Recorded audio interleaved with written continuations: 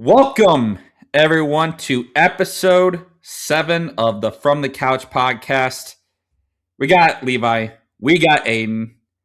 Gentlemen, as we are recording this, the second round is currently going on.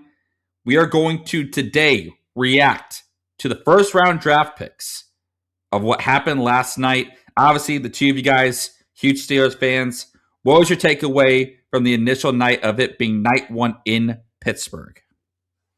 I just have to start out with saying that boy was my top 10 mock draft off. If you guys saw on our Instagram, we made the post for our top 10, and I just gotta say, man, I did so bad on my mock draft. Yeah, I don't really think any of us really did well on our mock draft. I mean, if we want to get, I think all of us did decently well in the sense of who went in the top 10, except for I don't think any of us had Jordan Tyson going top 10. I know Peter had Jeremiah Love going top 5. I didn't have, but I would say overall, we got to give ourselves some pat of it back, because none of us are experts, so a little pat on the back I think is deserved, but overall I do agree we also still did not do very well. I honestly don't know what I don't know what I was thinking with not putting Jeremiah Love in the top 10. We'll get into that. We'll get into that. Yeah, so again, for everyone listening and for watching us on YouTube and Spotify, today we are going to go over each draft pick that happened in the first round last night.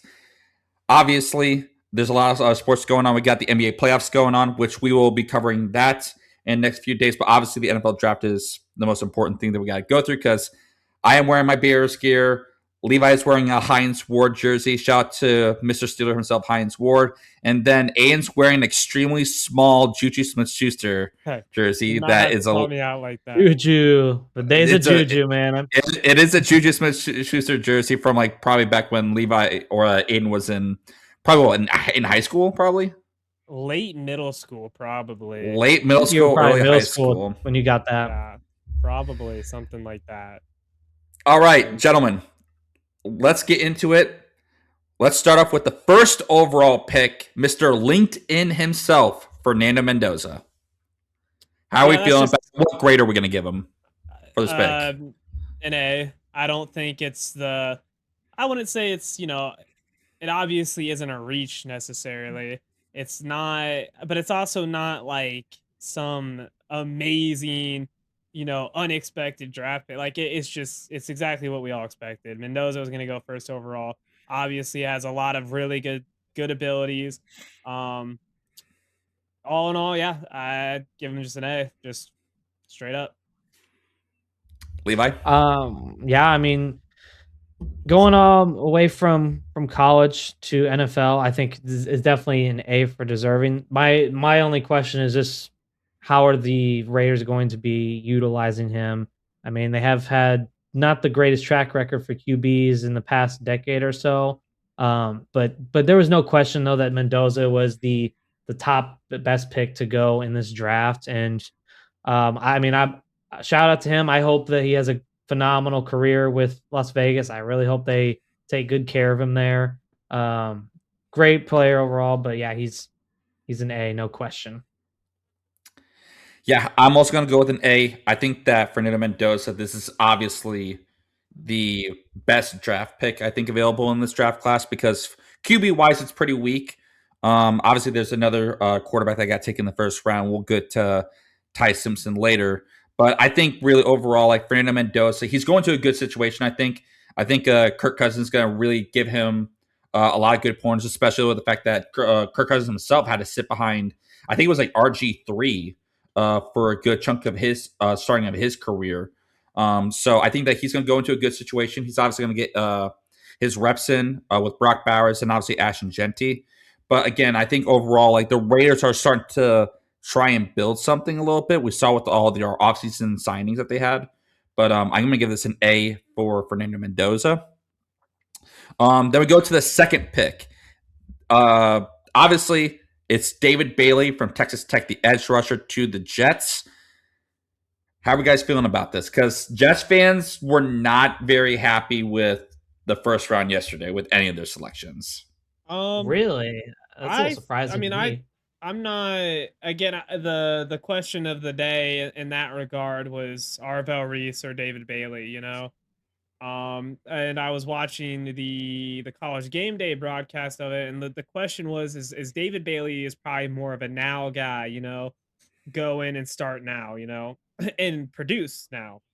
Um, Now the question is he gonna be he could have some potential limited upper side I'm trying to think of the word. He could have a Upside. little yes, thank you. A little bit more limited upside as opposed to a player like Arvel Reese. But Arvel Reese also needs to get a little bit of work, because he's not a true edge rusher.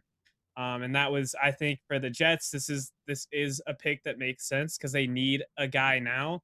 I don't think they really have the time to try and develop Arvel Reese to the type of edge rusher they're looking for.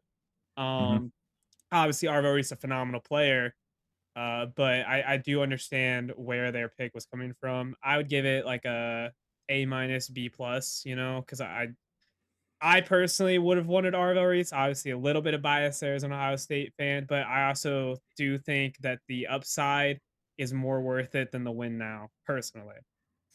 Mm. Levi, how about you? As far as things that have gone with the Jets, I know we mentioned it on last week podcasts. They didn't get a single interception last year. Now I know David Bailey, he's no corner, but I feel like there has been a big need, not just for the Jets, but maybe a lot of teams this year where they've needed an edge, and there's a lot of edge that went in this draft.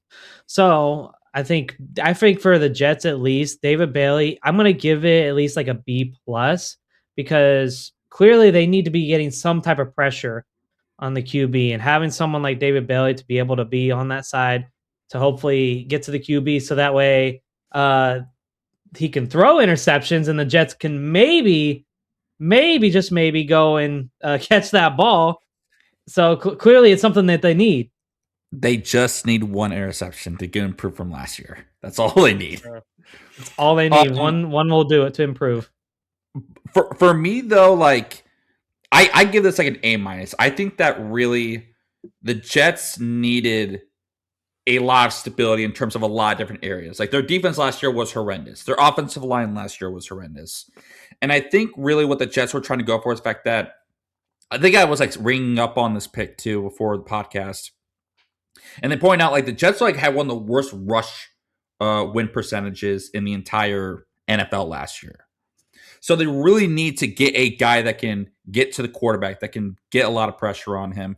And I think David Bailey, like I think a lot of people were pointing out like, hey, like the Jets were in love with David Bailey. They wanted him.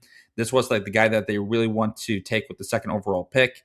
And really for the Jets, it's like, it's going to be an improvement. We don't know how good of an improvement because obviously, as Aim pointed out, he has a lot of limited upside. Obviously, to be a great pass rusher in this league, you need a lot of years of refinement because you can't just like come into the league. Like it took Aaron Donald a few seasons in order to get his legs underneath him before he became this Hall of Fame type of player.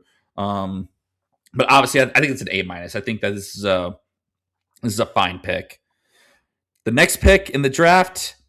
This is where things got a little funky, and I think it's basically was a like a foretelling how the rest of the night was going to go. Jeremiah Love to the Arizona Cardinals. Aiden, give me your take on this I'm first. gonna go ahead and start us off here. I'm gonna give it my grade, and I'm gonna give this like a C. I know that might sound insane, and that's not what Jeremiah Love is. Jeremiah Love is not a C player. He's an A plus player for sure. The Cardinals do not need a running back. I know that they had, I think they were saying the second worst rushing offense in the league this past year. Okay, so now let's just, instead of throwing James Conner or Amari DiMarcado, any of those guys behind this trash O line, let's go ruin a young player's career and throw Jeremiah Love behind this garbage O line. Mm-hmm. Truthfully, the Cardinals needed an offensive line bump. They did not need a running back. Again, I understand best player available is sometimes the strategy going into a draft as opposed to failing a need, but you really, really, really need O line help.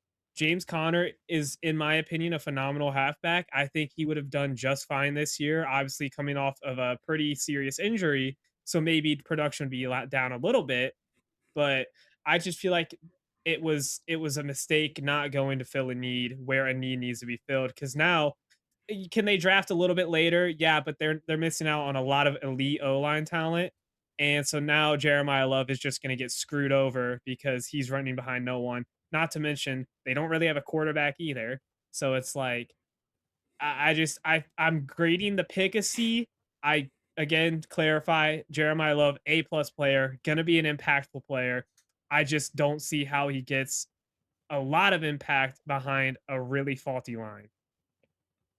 You make a good point there, and yeah, it's like you said. I mean, when I went into my mock draft, I was choosing based off of everybody's needs, so I wasn't really considering, the best available. And obviously, from last night, Jeremiah Love was the best available left on the board. But again, I still think it doesn't make sense. There's not a lot of need this year for running backs. Every team has a pretty decent one, but sure, adding the Cardinals, adding Jeremiah Love. I mean, I don't know who their starter was, but I will say that Jeremiah Love is probably going to be better than whoever was their starter. So I will give the Cardinals credit for that, and I'll say just for middle ground, I'm going to give him a B. He's a great, phenomenal player that deserves an A, but he's just not in the best system. So I think a B is a pretty good middle ground for him.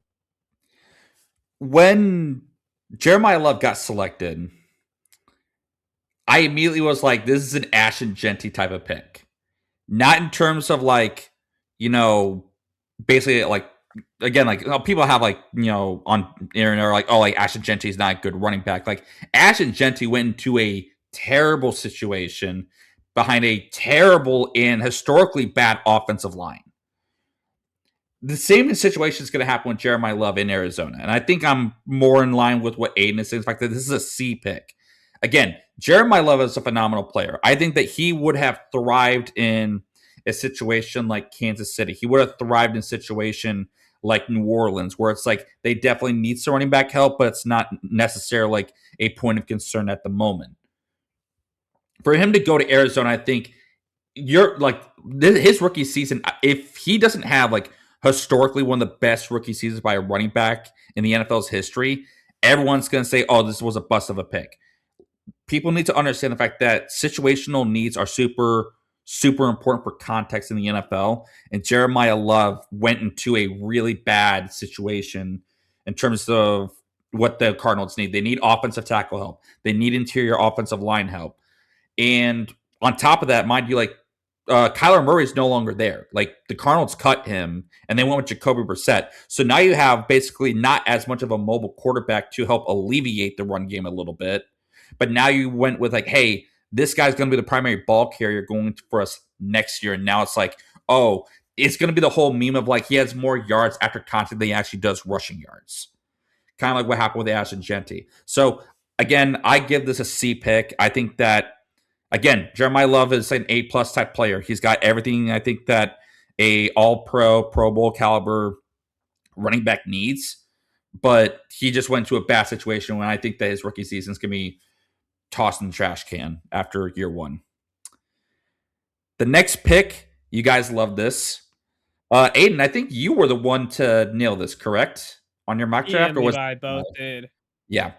Carnell Tate goes to the Tennessee Titans. Cam Ward gets essentially a big target to pass to. Levi, let's go with you first. What grade do you give this pick? This is outside of my Ohio State bias. I fully believe this is an A.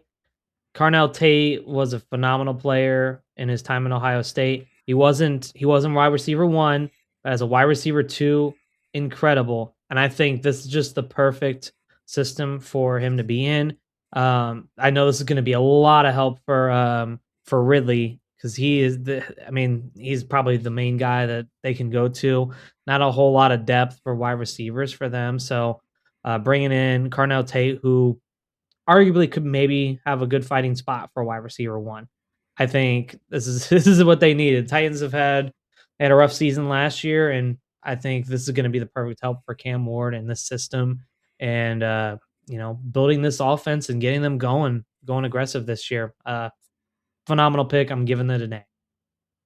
Yeah, I'm also giving this an A. So I was of the firm belief, and I'll explain kind of the whole thing with Jeremiah Love. If you saw our Instagram post, there was a comment talking about how they couldn't believe that we didn't have Jeremiah Love in the top 5, right? Again, my thought process was just like I explained with the Cardinals, they needed the offensive line help, right? Same idea with the Titans. The Titans really don't need running back help, which is why again he didn't crack my top 5 personally. Because they needed wide receiver help. And so that's why this is an A plus pick, in my opinion. This is the type of guy that's going to come in, make an impact. It's going to help alleviate the kind of pressure off of Calvin Ridley's shoulders. And I think he's gonna pair well with a guy like Tony Pollard. Tony Pollard, a good receiving back, and obviously you have Tyjae Spears still there, who's a good power back. So assuming they put Tony Pollard in like a slot, you can always run Carnell Tate on the other side of Calvin Ridley. Obviously it'd be nice to even have another receiver there to help the two. But I do think just the two alone should do good things. And again, Tony Pollard being a receiving threat is going to help even more. I think Carnell Tate is a guy who's going to come in, making an immediate impact. Therefore, this is an A plus pick in my opinion. Yeah. In my mock draft, I was the only one that had Jeremiah Love even in the top 10. And really, I just more so like went with like team need. I went with the route of like I think that the Titans need an improvement from Tony Pollard, even though that Tom Pollard is a good receiving back and Tyjae Spears is a good power back. They needed kind of like an all-in-one type of deal for Jeremiah Love, and I thought that would make more sense for the Titans to have again, let's say like Tony Pollard's the primary pass catching back for the Titans. They can go with Jeremiah Love as a second option, almost like a 2-back system in the backfield, which is what some teams do. I think the Bears did that a little bit from time to time with Ben Johnson. But obviously for Carnell Tate, I'm going to give this an A-. I think that, again, it's still a great pick. I don't hate it. I think that Carnell Tate is a fantastic player. He definitely is going to help out the passing game with Calvin Ridley. And it's what's the second wide receiver's name? It's forgetting his name. Question. But yeah, I think that again, Carnell Tate. Again, and you can look that up. I forget his name. He was a rookie and like he was like popping off. Robinson, one Dale Robinson. No, not Wandale Robinson. It was somebody else. He was a rookie. I'm looking right now for you. All good. I think Carnell Tate again. Like I think that is Shimir DK. I don't remember. I don't really know how to pronounce it, but that's DK. Yeah. Okay. I think again, like he's going to be a good pairing with those two guys because I think overall, like the Titans definitely need some help in terms of the wide receiving core. Tight end obviously can have a little bit of improvement, but obviously they weren't going to take Kenyon Sadiq this high in the draft. So I'm going to give it an A-. I think again it gives Cam Ward another weapon to deal with on the offense. Next pick, the Giants. Arvell Reese at number 5. I'm going to go first on this one, gentlemen. I'm going to give this an A. I think that this is a phenomenal pick. Again, there's been a lot of emphasis and a lot of points on the fact that the Giants have taken multiple defensive prospects in the NFL over the last few years, and none of them have panned out. The defense is still not great. I think Arvell Reese, this is a great, very versatile pick because he can play outside linebacker, inside linebacker, edge rusher. Because I don't know if you guys saw today, it looks like Kayvon Thibodeau is most likely on his way out of New York because he posted posted the Paul Walker like goodbye gif from Fast and Furious. So it looks like he's on his way out. With Arvell Reese being taken, I imagine like they're probably going to move Abdul Carter now to the edge to take his place, which means that they're going to move Abdul Carter to the edge, and then Arvell Reese is either going to go to outside linebacker or he's going to be seen as like a outside linebacker moving to edge in certain situations. But I think he's a great pick. He's very versatile. He was probably like one of the best, if not the best, defensive player for Ohio State last year. I'll leave it up to you guys since you're the Ohio State fans. But I'm going to give this an A. This is a great pick. Yeah, I'll just follow suit quickly. You kind of covered all the bases that I was going to mention, so I would say it's an A. Again, very versatile player. To answer your question, I would say he was probably one or two, but is because there's an argument to be made that Sonny Styles was probably above him. Obviously, there's an argument with Caleb Downs too. Outstanding safety, but especially in the interior part of the defense like that. Um, I would definitely say it's definitely close. Phenomenal run stopper. Phenomenal run stopper. I think what they're going to be looking for is to try and help develop, and this is the same idea with the Jets. It's going to be to try and develop up some of that pass rushing ability. But I mean, you're getting a stud either way. But again, you kind of covered all the other bases. I'm going to give this an A. You covered it all. Arvell Reese, Ohio State Buckeye. I wish he should have probably been the second pick overall.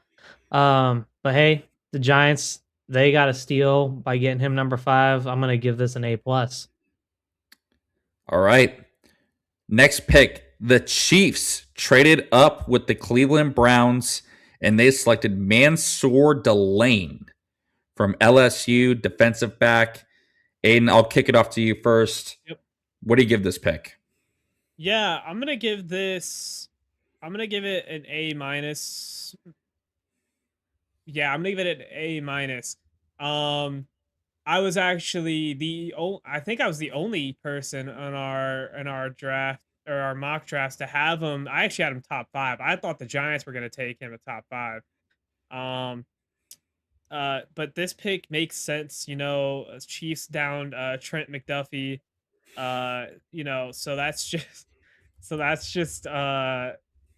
that makes sense to go out pick up a guy who they think can be an immediate starter, an immediate impact player. Again, I don't know too much about him. As an Ohio State fan, I watch a lot of Big Ten football. I don't really watch a ton of SEC football, so I don't know too much about him. I know he has really good stuff. Again, thank you to the College Game Day broadcast who covered him really well in that. But I would give this like an A minus B plus type of range. I do think he's going to be an immediate starter. I do think he's going to make an impact. So I'm excited to see what he can do for the Chiefs. Nice. I'll go next. I'm going to give this a B. And here's why. I think the Chiefs didn't need to trade up to get him, is the problem. I think he would have been available at 9. So, and the problem is the fact that with the Chiefs, again, not against the prospect, I'm just, grading team needs. I'm grading for the fact of what they had to give up in order to get Mansour Delane. I don't understand why the Chiefs felt the necessity to climb up that high to get him at that point. Because the Saints definitely didn't need defensive back help. The Browns are all good on defense for what they have because they had one of the best defenses last year.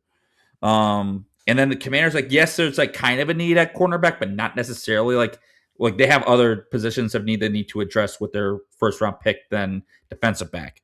So I don't understand why the Chiefs need to climb up to that point and get him. Again, he's a great prospect. I watch a ton of SEC football, and he's great at pass breakups. He's super athletic, really great football IQ. But I'm going to give this a B. I think that the Chiefs didn't need to trade up to get him. You bring up a good point. I think because I had Delane going as the 7th overall, but I do think that if the Chiefs wouldn't have traded, I think at 9 they could have still got him. I think there were still quite a few good players on the board that would have gone before him potentially. So, in terms of them trading up for the pick, I'm gonna give it probably like a B minus just because of that. Had they waited and maybe got him at 9, then I think this is more so like a A minus or so. All right. The next pick is Washington Commanders selecting Sonny Styles. Levi, how would you kick us off with this one? Yeah, Aiden brought up a good point. Arvell Reese and Sonny Styles, two phenomenal linebackers. And Sonny Styles, you could make the argument that he could have probably gone before Arvell Reese. But hey, this is a great pick for the Commanders. I know they've been struggling on defense lately, and last year wasn't their best year.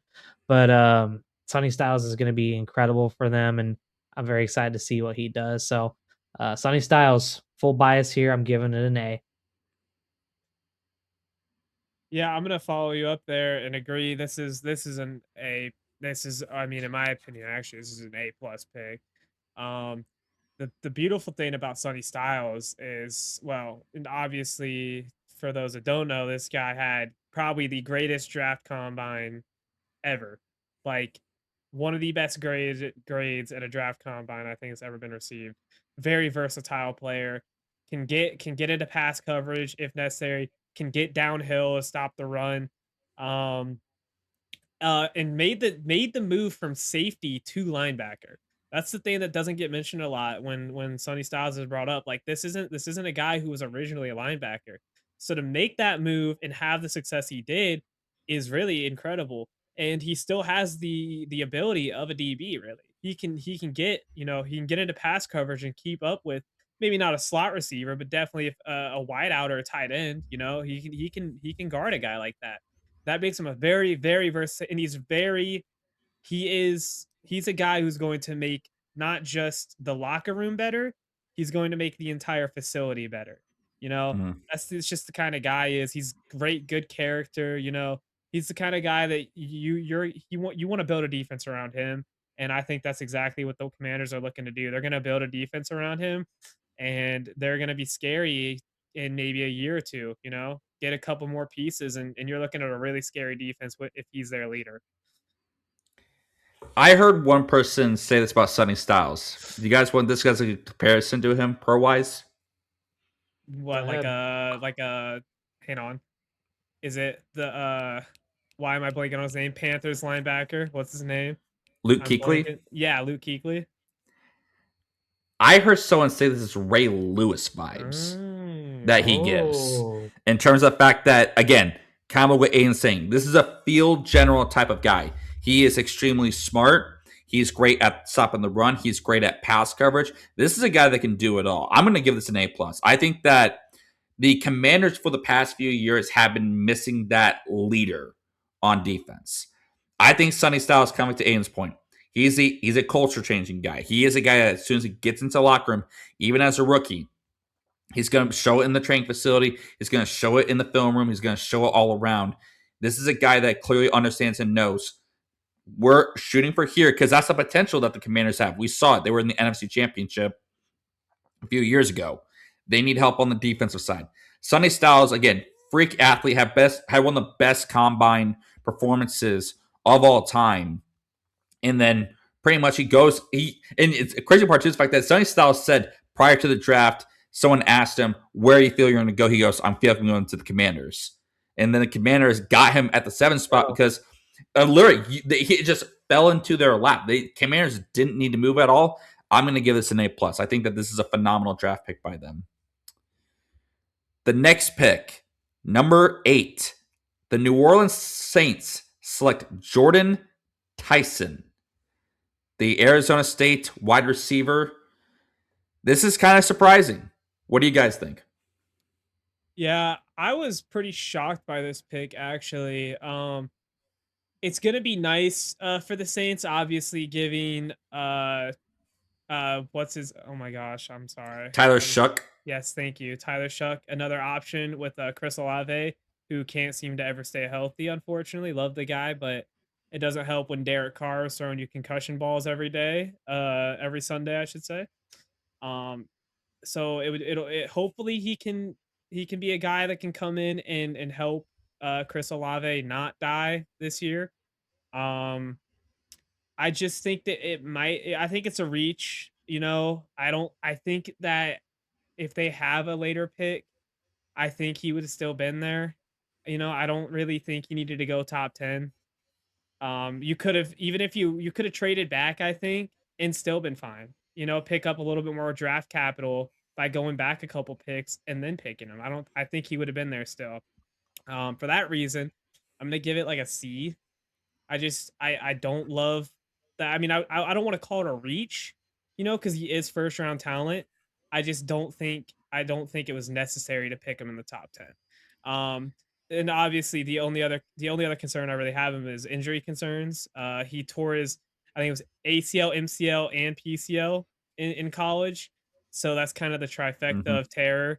So I hope nothing but the best for him. I really hope he has a good career. I am worried injury wise though for him with the Saints. So for that reasons, Yeah, those reasons I give him a C. yeah. I was a little bit surprised with this, but the closer I digged into this, it kind of made more sense a little bit. Did you guys know that behind Chris Olave, guess who was the second leading receiver for the Saints? Well, I could guess probably like Raheed Shaheed before he left for the Seahawks, but I don't know if that's right. No. What was it? Was This it a Devon Vele had 25 receptions for 293 yards, and that was their second leading receiver.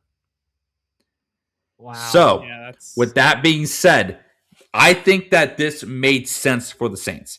Tyler Shook showed last year 100% he is capable of stepping into that role. Despite him being an older rookie quarterback, he has the skill sets to be a very successful quarterback in the NFL. I think he had a very underrated rookie season. Pairing him up with another wide receiver, because, again, God bless Chris Olave. He was the main reason why this offense has been carried for so far. Jordan Tyson, I'm going to give this a B. I think this is a good pick. Again, like it's situational awareness wise. Again, I kind of agree with Aiden. Like they could have easily traded back and still gotten him. But I think that Jordan Tyson, this is a solid pick. It's a B solid pick. Again, I think that there were certain issues that they could have addressed, like edge rusher. I thought that they were going to take Ruben Bain here, but obviously they went with wide receiver. This is a need that the Saints 100% needed. With Chris Olave dealing with his injuries has not been good for them. They're lacking a lot of depth. You talk about who was the second leading receiver behind Olave, and that's probably not good to have that be your second leading receiver. But I think this is actually an underrated pick, and there's one reason why. Arizona State. Who do you guys know who his wide receivers coach was? Hines Ward. Hines Ward. Mm. And now, of course, there can be a little bit bias with that, but Hines Ward, he knows everything. He knows everything about there is to be a wide receiver. Obviously, being that guy and winning a couple Super Bowls with that. Like I think he was being coached by one of the greatest wide receivers personally, and so I'm just hoping that the Saints can utilize that and that he'll turn into a fantastic wide receiver for them. So very incredible for them, and yeah, I guess we'll see what they do. So I'm gonna give it a B plus. Nice. Pick number 9. Cleveland selects Spencer Fanu, tackle from Utah. Levi, what do you give this grade? The Browns, they have a great defense, not so great offense. They clearly can't figure out what their QB situation is going to look like. But the one thing that matters the most is someone to protect whoever that QB is going to be dancing out there on Sunday. So I like this pick for them, and I'm gonna give it a B. Peter, you want to go ahead and go next? I will give this pick a B as well. Obviously, they need an improvement at tackle. But sorry, everyone. I'm currently watching the draft right now, and the Bears just selected a tight end, so I'm kind of trying not to crash out a little bit. This should have went edge rusher. I swear to God, I'm about to lose my flipping mind. I don't know why we're selecting another tight end, for the love of God. But back to what I was talking about. Spencer Fon, I just don't know why they didn't go wide receiver here. Probably because the fact that, again, Cardinal Tate got taken. They weren't probably high on Jordan Tyson. So I think that this is a decent pick. I think because again, like, I think the Browns, like as soon as Cardinal Tate got taken, like they had to deviate a little bit. That's what I'm thinking that they probably did. So I think Spencer Fondo is a fine pick. I think that he's going to be solid. They definitely need some stability at left tackle and right tackle. Because I think that if I remember correctly, their left tackle from Alabama a few years ago had like a very serious knee issue, and it's almost like career ending. I think that he's still trying to recover a little bit and get back into the game. I forget his name. So, but Spencer Fondo, I think this is a good pick. I think it's a B. Yeah, I think this is a fine pick too. One of the big things about the Browns is they were 27th in the league in yards per game, if I'm not mistaken. Or sorry, rushing touchdowns. They had 10 rushing touchdowns last year. That's not even one a game. That's like one every other game, which is not good. So that's going to be nice to help give them some stability, maybe get out to the outside a little bit more so they're not so much of, I think with Nick Chubb, a lot of their run game was up the middle type of runs. So it'll be nice to give them some versatility, get to the outside. And like Levi brought up, good point. Just protect whoever the quarterback's be. I'm thinking it'll probably be Shador, however you pronounce it, this year. So it'll be good to try and get him protected. Overall, fine pick. I'd give it just a solid, B plus, A minus. Nice. All right. Next pick, gentlemen, is oh wait, Levi, did you get? Yeah, you did. You gave this a B, Yeah. correct? Okay. I gave it. I gave it a B. Next pick is Francis Magoa. Malgoa. I was thinking Maui Goa. I think it. Maui Goa. I think it's Maui That's not Goa. a bad. That's not a bad guess. I apologize if I completely butcher your name, Francis Maui Goa. Tackle from Miami to the Giants. I'll give my grade on this real fast. I'm going to give this an A minus. Miami, not Miami. Jeez Louise. New York. I'm still flustered from the Bears pick, by the way. I'm absolutely spiraling. The Giants definitely need a tackle. This is an improvement. So we'll protect Daniel Jones. Not Daniel Jones. What am I talking about? Jackson Dart. I am so like fixated on like Daniel Jones in my mind being the quarterback for the Giants. He had a long career there. Yeah, Dart. I don't blame you. Very long, illustrious career with the Giants. But I think this is a great pick. Jackson Dart needs to be protected. They're obviously trying to protect him. This is a good pick. And obviously, too, Maui Goa is dominant in the run game, too. So I'm going to give this an A minus. I'm just going to fall off your coattails there and similar grade, A minus for me. Again, phenomenal tackle. Can do really good things. Powerful tackle, too. Can really get to the second level well. It'll be helpful for Jackson Dart, but as also Cam Scatterbo, very hard-nosed runner. Give him someone to really run behind when he's going to the outside like that. That could be dangerous. So A minus. I like this pick a lot. Yeah, Cam Scatterbo. He's gonna if he runs into this guy. I mean, that's gonna be like a brick wall, and obviously Cam loves his brick walls to run into. No question there.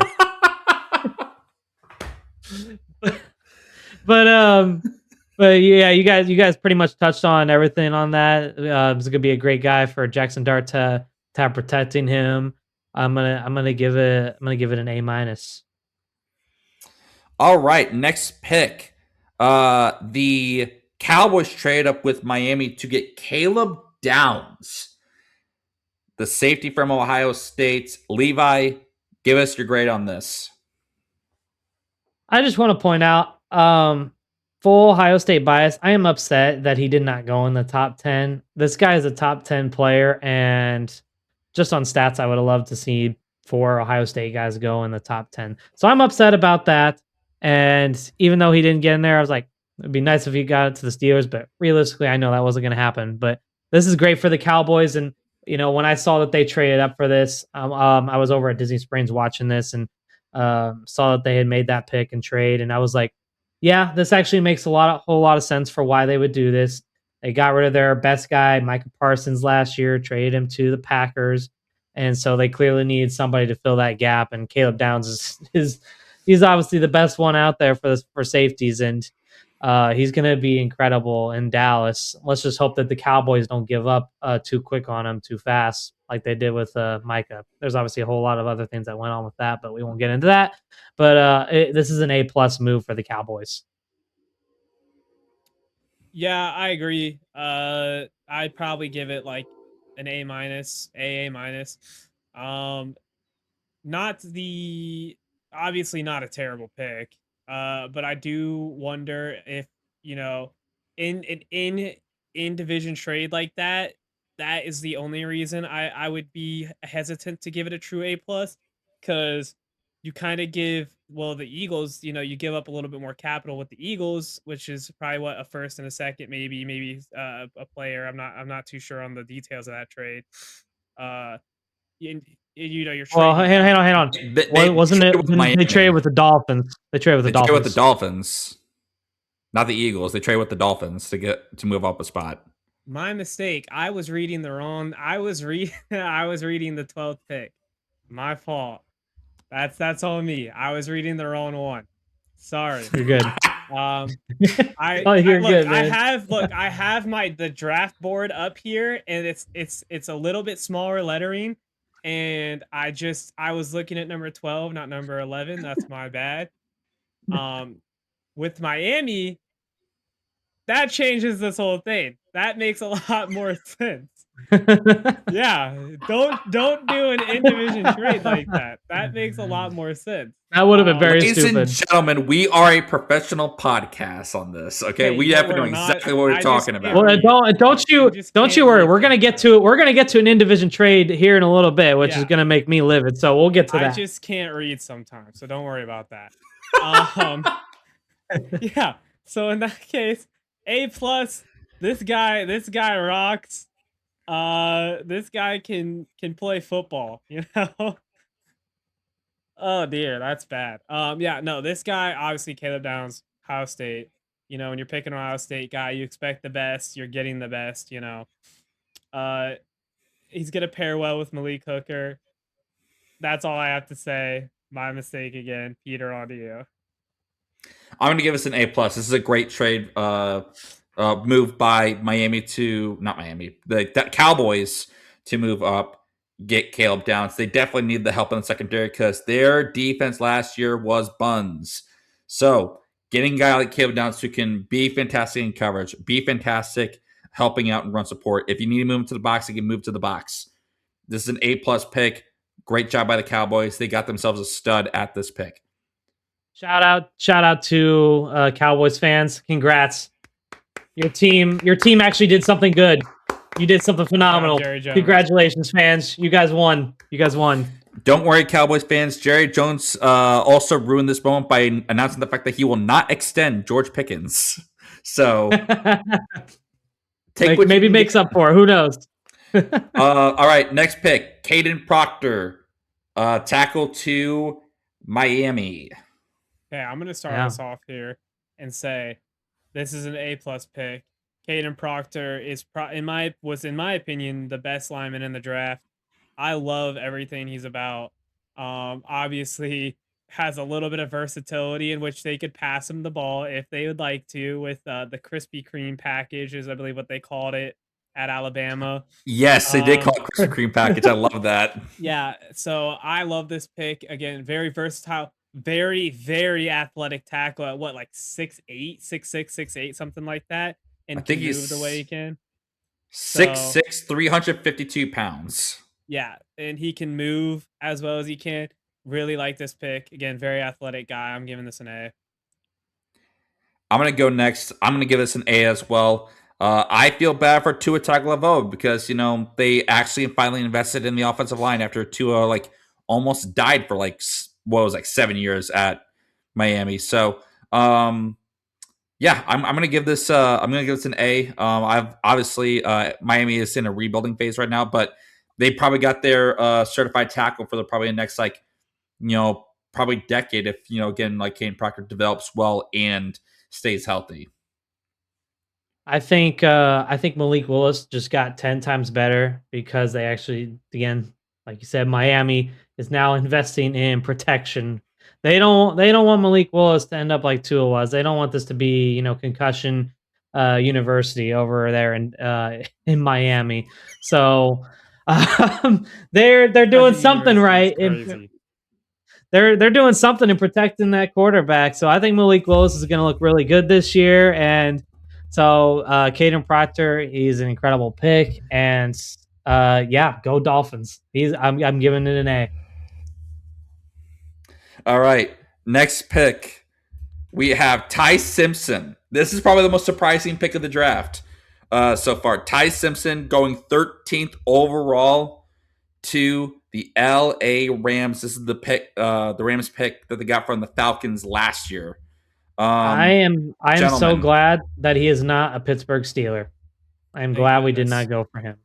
I don't think we would have gone for him even if he did get to us. Drop to us. That's a blessing in disguise that he didn't drop to us. So I am so disappointed that he didn't drop to the Steelers. I wanted you guys to pick him so bad. Well, again, Peter had sent me a meme. It's Will Howard season. I think we're gonna be just fine with Peter had a meme. He had a whole meme prepared for us drafting Ty Simpson. So took a little edge off when he got drafted. It took me all but 5 minutes to make that. I sent that in the group chat, and then Levi Lure responded like, "Do not put this out into existence." I'm like, I am wanting this to happen because if the Steelers drafted Ty Simpson, ladies and gentlemen, we would have been golden content between these two guys because they would have been in absolute misery if they selected them. Misery, yeah. But let's do some quick grading here. I'm going to give this a C minus. I don't think that really the Rams need to draft Ty Simpson because I think this is a bit of a reach. I didn't really have him go in the first round. I don't think that he's that good talent wise. Again, I think it's kind of fine because the fact that they need a quarterback for the future, but I think they could have easily gotten someone like next year or even in free agency the following offseason than gambling on the 13th overall pick for Ty Simpson. I'm going to agree and give this a C minus. I don't think they needed him. I think it's a reach. I don't think he would have gone in the first round, so they probably could have gotten him second. Dare I say third round. I don't think he should have been the first quarterback. Well, the first quarterback following Mendoza, I should say, off the board. Overall, I mean, again, like you said, okay pick because he's going to be behind Matt Stafford for a couple years, so he's going to get some good knowledge from Matt. And if by some miracle Matthew Stafford can turn him into what basically Matthew Stafford is, this guy will be great. I just don't really see that being likely. So yeah, C minus for me. I'm gonna kind of join in with that. I'm gonna give it a C. I can see what the Rams are going for. They're clearly building for the future. I would argue Matthew Stafford is still in his prime. He's done pretty great things in the past couple years in the playoffs and has still looked phenomenal. But this kind of to me seems like a Aaron Rodgers to Jordan Love type situation we have going on here in LA. So again, it makes sense, and who knows? Maybe they'll be shocked if with Ty Simpson. I mean, Jordan Love obviously has turned out pretty well for the Packers, so this could be the same situation potentially for LA. But still, Matt Stafford's got plenty of time, and Ty Simpson's probably gonna be sitting the bench for at least another maybe 2 years. So I'm gonna give it a C. All right, next pick, the Baltimore Ravens select. I'm going to definitely butcher this guy's name, so I apologize. Oliava Vega Ione? You know what? That's not bad. I'll give you a 6 out of 10 for the attempt. It's probably not bad. That's probably not too far off. Again, I apologize. I definitely knew I was going to butcher that. So Ione or Iona, I don't really know how to pronounce your last name. So again, I apologize. Guard from Penn State going to Baltimore. I'm going to give this pick. I'm going to give it an A. The Ravens need offensive line help bad. Their offensive line was horrendous last year. You can definitely tell. Lamar Jackson got hurt because their offensive line was bad. Derrick Henry, who's coming off of one of the best rushing yard seasons that we've seen in almost like a full decade, basically could do nothing because of the fact that offensive line was just horrendous. So I'm going to give this an A. This is a big improvement for the interior offensive line. Yep, same idea here. I'm gonna give it an A. Obviously, Ravens really needed it. With it being a guard, it should help Derrick Henry run between the tackles there. Give him some type of help, especially if this guy can get up to the second level. Uh, all in all, good pick. A today for me. Congratulations to Ravens fans. You guys got rid of John Harbaugh, who did not utilize Derrick Henry. And now, with them getting a new head coach and there's going to be a new guard in there, now Derrick Henry is going to probably be getting even more yards this upcoming year times 10. So, this is a phenomenal pick for Ravens. They clearly needed it. They've had a lot of struggles on their line. So, really love this pick. I'm going to give it an A. All right, next pick, Ruben Bain Jr. to Tampa Bay. Aiden, give me your thoughts on this. Yeah, I'm gonna give this. I'm gonna give it an A. Not a bad pick for I mean, I would say solid. Buccaneers defense. Probably not an amazing defense by any stretch, but definitely solid. Can definitely help set the edge. Put some pressure on those opposing quarterbacks.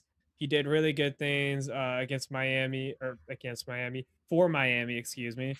Obviously, we saw that personally in the semifinal or quarterfinal, Ohio State when they played them. So we saw that. Quarterfinal. Yeah, so we saw that personally, how he can disrupt the game the way he can. Obviously, did well. In those later stages, couldn't get the national championship, but again, still a phenomenal player. That doesn't really say much about him. Uh, Look to see. I expect good things out of him. I'm gonna give this a B plus. I think B plus. You literally took my grade that I was going to give. I'm going to give it a B plus too. I think it's a good pick. Tampa Bay definitely needed an edge rusher because obviously ever since Shaq Barrett, he left, right? Shaq Barrett for Tampa Bay. Yeah. I think again this is an improvement. They definitely need an edge rusher, a guy that can get after the QB. Obviously there was some concern with the fact that Ruben Bain had small, very short arms. I think he had a sub 31 inch wingspan, or arm span, something like that. Oh yeah, Shaq Barrett is. Okay. So really again, for Tampa Bay, this is a good selection. It makes sense. My only concern is the fact that Ruben Bain is kind of not great in terms of like getting around the edge, in terms of like getting outside for the run game. But outside that, though, I'm going to give it a B plus. I think it's a solid pick. Yeah, I'm just gonna share the same with you guys. Just gonna give it a B plus. Not much more to say. I think you guys pretty much covered it all. B plus, good move for the Bucks. All right, with the second first round selection in the New York Jets select Kenyon Sadiq, tight end from Oregon at the 16th overall pick. I'm going to give my quick thoughts on this. Again, I think it's a B. I think it's solid. Again, there was a lot of areas of improvement that the Jets need. It's pretty much like they went with this whole entire draft mentality of like throw mud on a wall, see what sticks. And I think Kenyon Sadiq is going to stick. He's a great pass catcher. Not great in terms of run blocking. I think that's the biggest weakness in his game. But I think it's a solid B pick in terms of the situation he's going into. I agree. I think he's going to bring some good depth to what is an already pretty decent Jets wide receiver or like receiving core in general. Like you mentioned, not the best blocker, but I do think that can be a-okay if he can succeed in the receiving game, because ultimately that's kind of what the Jets need is just offense. Yeah, it helps to have a blocker, but they already suck as is. So I think they would rather take the potential offense. And so, in my opinion, not a bad pick. He's a great pass catcher, good, decent route runner as well. So I think overall, not a bad pick. It'll be good to pair up with Garrett Wilson, and it'll give Geno Smith actually a potential extra threat to actually throw to. So I'm gonna give it. I would give this like a B. I think any move to getting any type of offense for the Jets right now is going to be a great move. I mean, the Jets last year, they finished the season with an average of 17.6 points per game. I mean, that's not the worst thing in the world, but it's also not the best either. They were ranked 29th on offense overall. So bringing in a tight end, a big fella to come in and hopefully actually get some improvement for this offense that desperately needs it. They need help there. So I'm happy with this move for the Jets. Great pick out of Oregon. I'm gonna give it a B plus. Nice. All right, next pick is Blake Miller, offensive tackle from Clemson, gets drafted by the Detroit Lions. Aiden, I'll start off with you. What was this grade for you? Yeah, I'm gonna give this an A. This is a good pick in my opinion. Lions obviously already have a really good, I'd say above average O line as is. Obviously, losing Taylor Decker and Dan Skipper in the offseason really doesn't help. So I don't mind this pick to try and go ahead and fill up some of those holes of what they lost. Obviously, I mean, just one of the best. I mean, one of the best teams in the NFL, obviously. So I think this just makes a good team better. Therefore, that's why I kind of give it an A here. I'm gonna give this an A as well. They definitely needed help right now in terms of the offensive line. And again, to pair up on the opposite side of Penei Sewell, this is a great pick. I'm gonna give it an A as well. Yeah. Not much more to say, but I'm gonna give this an A. Perfect. All right. We interrupt this draft. Right now, the Steelers are selecting in the third round. I will get the live reaction of Aiden Levi right here. So right now they got Joey Porter and Joey Porter Jr. Oh my god. Telling. Oh no. No way. So no way. Well, Peter, we'll let you react. Let you react to it.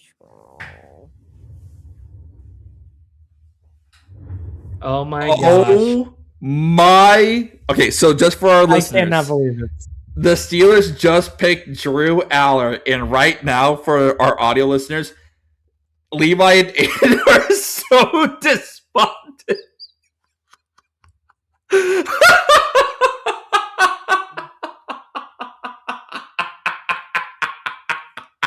Wow.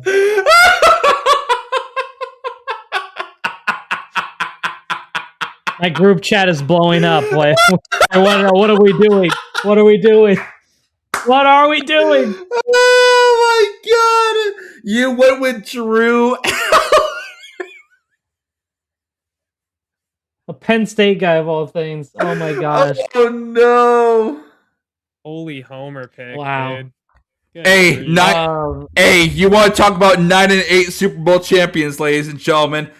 9-8 Super Bowl champions. We're still going to go 9-8 Super Bowl. Just my raw reaction here. I'm assuming this means that Aaron Rodgers is not coming back. That's my only interpretation from this. Thank God. That's true. Thank God.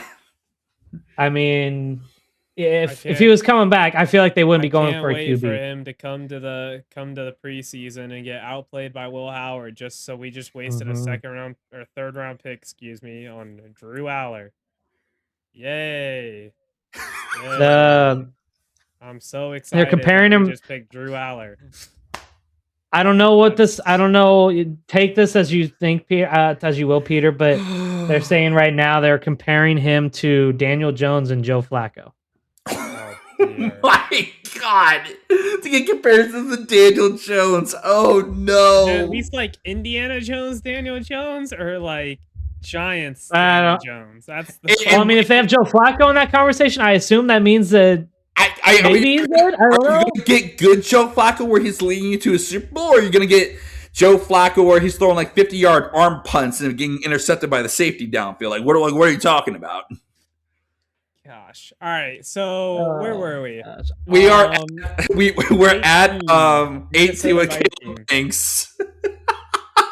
I just need to take this second to our audio listeners. As soon as the Steelers draft pick went in, I was watching on my iPad to my left-hand side of the draft, and no joke, I just saw literally the light in their eyes for Aiden and Levi just disappear like that, and they just covered their faces and just went straight to like the doldrums of what depression is.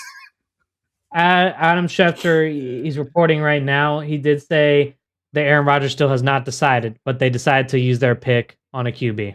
I don't care I don't care what Rodgers wants to do. Don't re-sign him. I don't care. I don't care if he wants to come back. Screw him. We just wasted a pick because of him. I don't care. See ya. Goodbye. Have a nice retirement. You're done. See ya. That's all. Ladies and gentlemen, you see, this is why I wanted, this is the gift that keeps on giving with the Pittsburgh Steelers. I didn't need them to select a quarterback in the first round in Ty Simpson. They just did that with Drew Aller. Whether or not that's an improvement over Ty Simpson, that's up for interpretation. But you can clearly see the salt from these Yinzers and Aiden and Levi is pouring through their orifices in their body right now. And it is so sweet. It is so amazing. This is ridiculous. Wow. Wow. I don't even know. I don't even remember where we were. Yeah, pick 18. We're at pick 18. But I shouldn't say much. The Bears selected Mitch Trubisky with the second overall pick, so I shouldn't have much room to talk with. Yeah. All right. Let's get into the next pick. Caleb Banks, defensive tackle, Florida, goes to Minnesota. I'll start off with this right now. I'm going to give this a D-. This is a massive, massive reach for the Minnesota Vikings. This is a dude that missed all of 2024 with an injury, and then he missed like every game except 3 last year with another foot injury.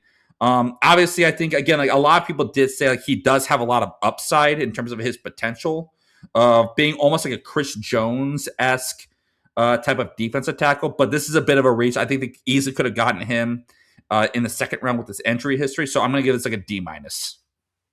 I'm gonna follow you up, Peter. I was gonna give it a C- actually, but because of your grade, I'm actually gonna drop that down to a D+ because I forgot about the fact that he was basically injured all year last year except for 3 games. I think that is definitely a reach on the Vikings' part. I think he would have been available later because of that, especially as a guy who's 330. Like he's only putting more pressure on that foot, and Lord forbid, you never want to see a guy get injured, but when you've missed essentially half your college career because of that injury, I mean that's hard to avoid, especially when you're going up against the best of the best. I mean, way faster competition. I want to see him succeed, but I do agree that this is a reach. Yeah, it's just tough to say. I hope he succeeds, but man, I don't have a lot of faith, to be honest. So. This is a very risky move by the Vikings. If he didn't have his injuries, arguably he could have been a top 10 pick. But considering that he broke his foot in the 2024 season, then only played 3 games in 25, it's like you haven't seen him play in a long time now. So does it even make sense to take him in the first round? I think he probably would have been okay in the second round, but it's a little surprising to me. I know the Vikings, they did need a defensive tackle, and I don't know who was like the next best available, and I don't even know if Caleb Banks was the best available in this pick, but clearly they have something that we don't see in Caleb Banks. So again, hope he has a great career with Minnesota, but still very risky. So with that, I'm going to give it a C-. I have something to say, teacher. I would like for it to be known, this is on the record. This is what we traded George Pickens for. This is what we traded George Pickens for. This makes it so much better. We traded George Pickens so that we could go and draft Drew Aller. Pickens. That's right. You traded George Pickens.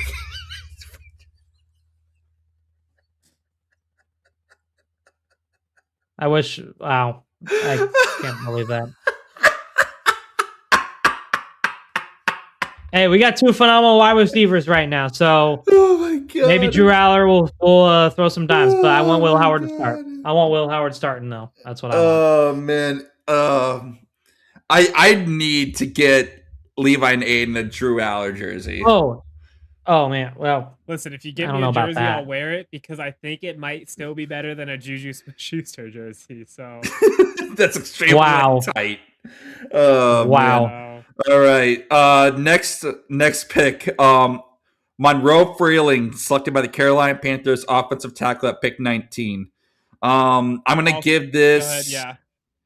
I'm gonna give this a B plus. I think that again, definitely a point of emphasis and need for Carolina. They need offensive line help to help protect Bryce Young, who kind of was starting to show some signs of development last year.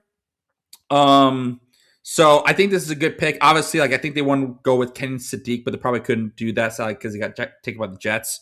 So offensive tackle is probably the next best bet. I'm going to give this a B plus. Yeah, I agree.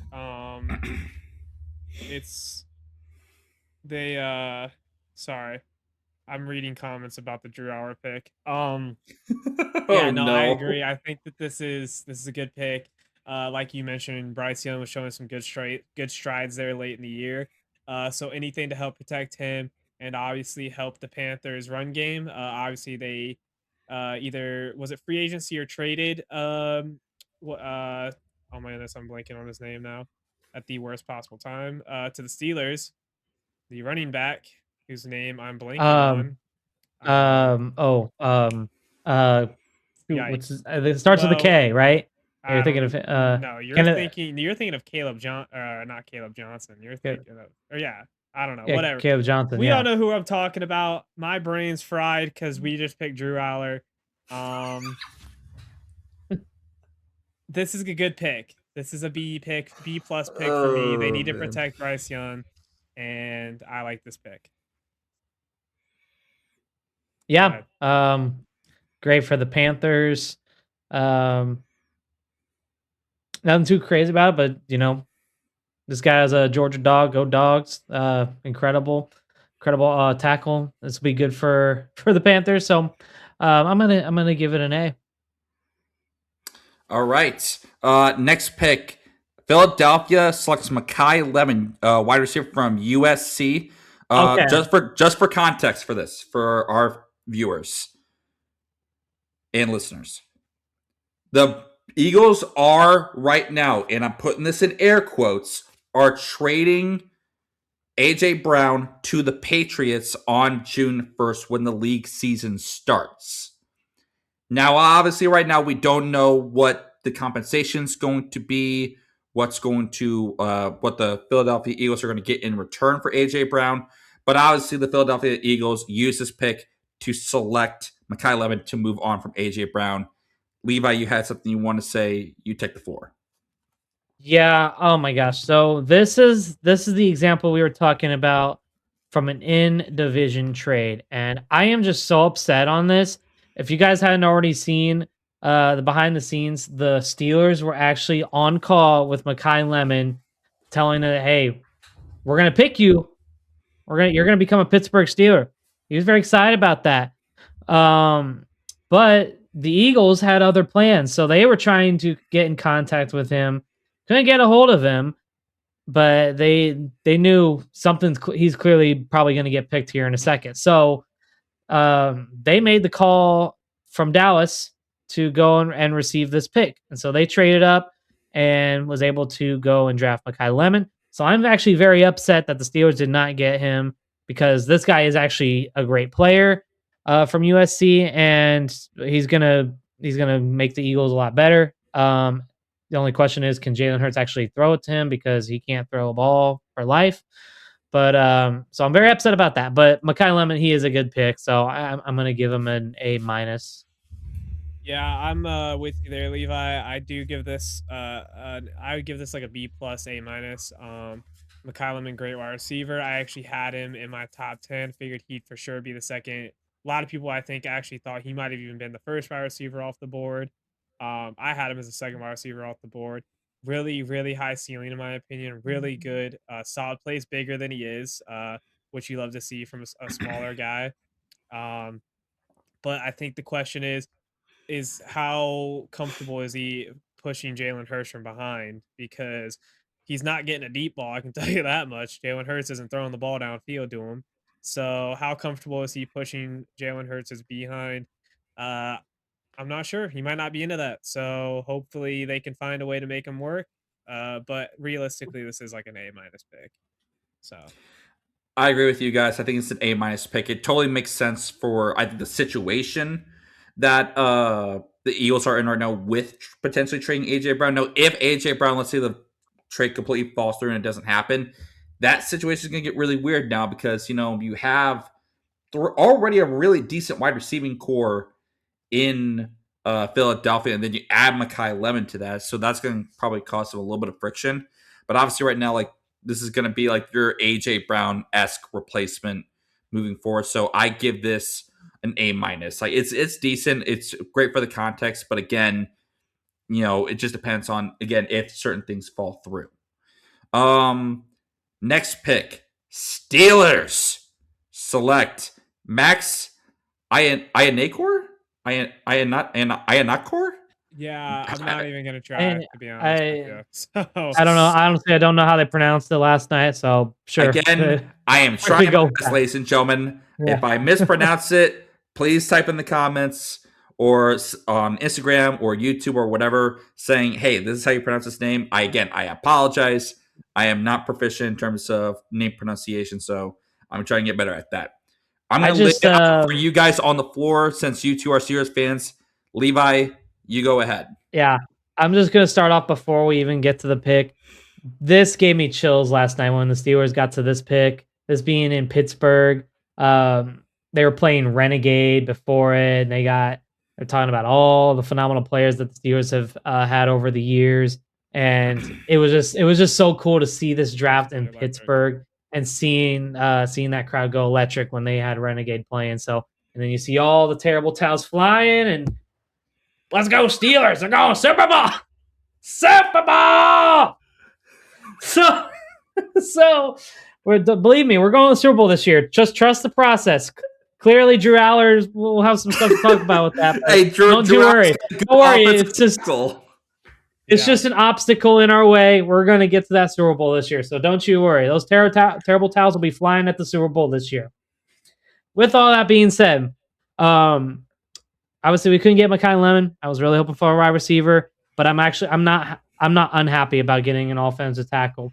Steelers have had woes with the offensive line for the past several years now, and they actually looked a lot better this year than they have in years past. I was really happy with their performance this past season, and it's only going to get better by bringing Max. I'm not even going to try and pronounce his last name. By bringing Max in to help build this lineup. So I'm really happy with this pick.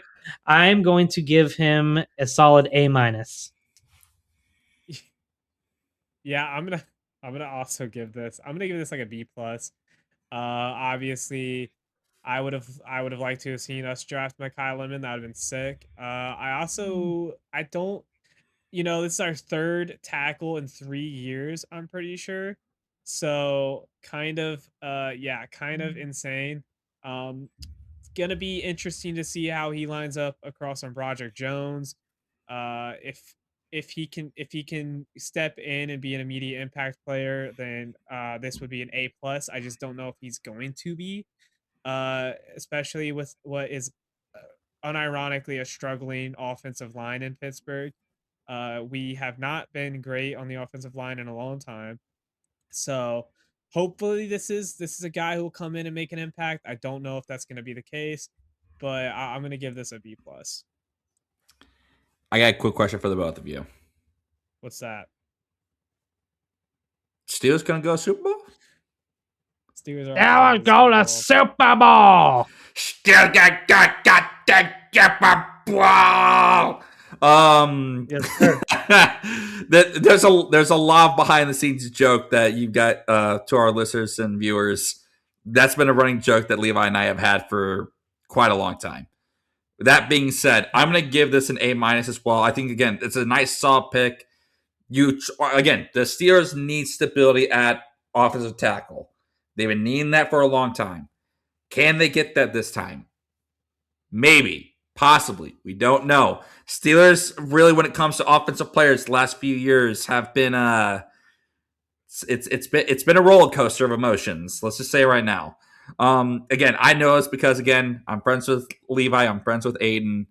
It's every Sunday, every Monday, every Thursday. Anytime the Steelers are playing, it is a roller coaster of emotions. True. But I'm gonna give this an A-.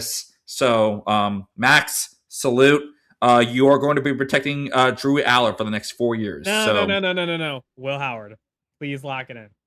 Will Howard for Wow. 2 games, and Don't go for the crazy next on us, 15 Peter. games. Yeah, whatever, bro. Is Mason Rudolph on the roster for you guys, or is he like gone? So, I He's think he is he's still there. He's still on the still there. roster. Okay, Yeah. okay. Here's what I'm thinking. Mason Rudolph for 5 games. He gets hurt again. We don't root for injuries, but I think that's how the Steelers going to go. Will Howard for 2 games doesn't pan out. Drew out for the rest of the games. I see it right now. I see the vision. I see the future. 9-8 Super Bowl for the Steelers. Said, put it in writing. Put it in writing. I'm putting it out into the ethos. The script writers are hearing this message now. All right, next pick. Akeem Mesidor to the LA Chargers.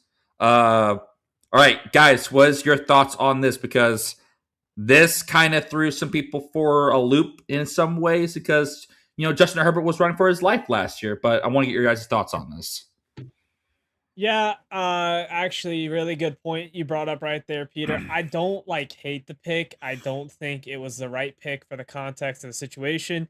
I think they needed offensive line help. I do understand bolstering the defense though, because you can win games behind they did behind what they currently have there in Los Angeles. I think it would have been nicer to see them protect Justin Herbert more.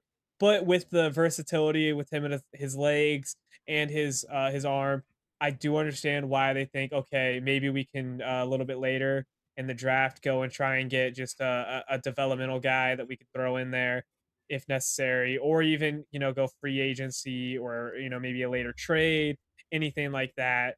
So I don't hate the pick. I don't love the pick. For that reason, I'm going right down the middle with the C. I think you bring up the point. Justin Herbert, he's been on the run. It's been pretty tough for them, and I think they should have been going for probably like an interior offensive lineman. I don't really know of any specific player that fits that role from this current draft, but I know there had to have been someone really good out there that would have probably made more sense for the Chargers to take rather than focusing on the defense in the first round. I'm not upset with the pick. I just don't think it's that should have been their primary focus for the first round at least. So with that, I'm going to give it a B. Yeah, I'm going to give this a B as well. I think this is, again, a solid pick. Again, it doesn't really hurt to have another edge rusher on your roster. Because obviously, I think Khalil Mack is still on the roster, but again, Khalil Mack is almost entering his 40s at this rate. So you probably need someone to probably get behind him, learn underneath his tutelage a little bit, get the ins and outs of the game, which is totally fine. But again, going back to what Levi and Aiden were saying, they need interior offensive line help. Their interior offensive line deteriorated like a graham cracker the whole entire time. Again, I think it was they had Joe Alton shoot, who's that other offensive tackle? He was out before the season even started because he had that tore pec. Oh dear.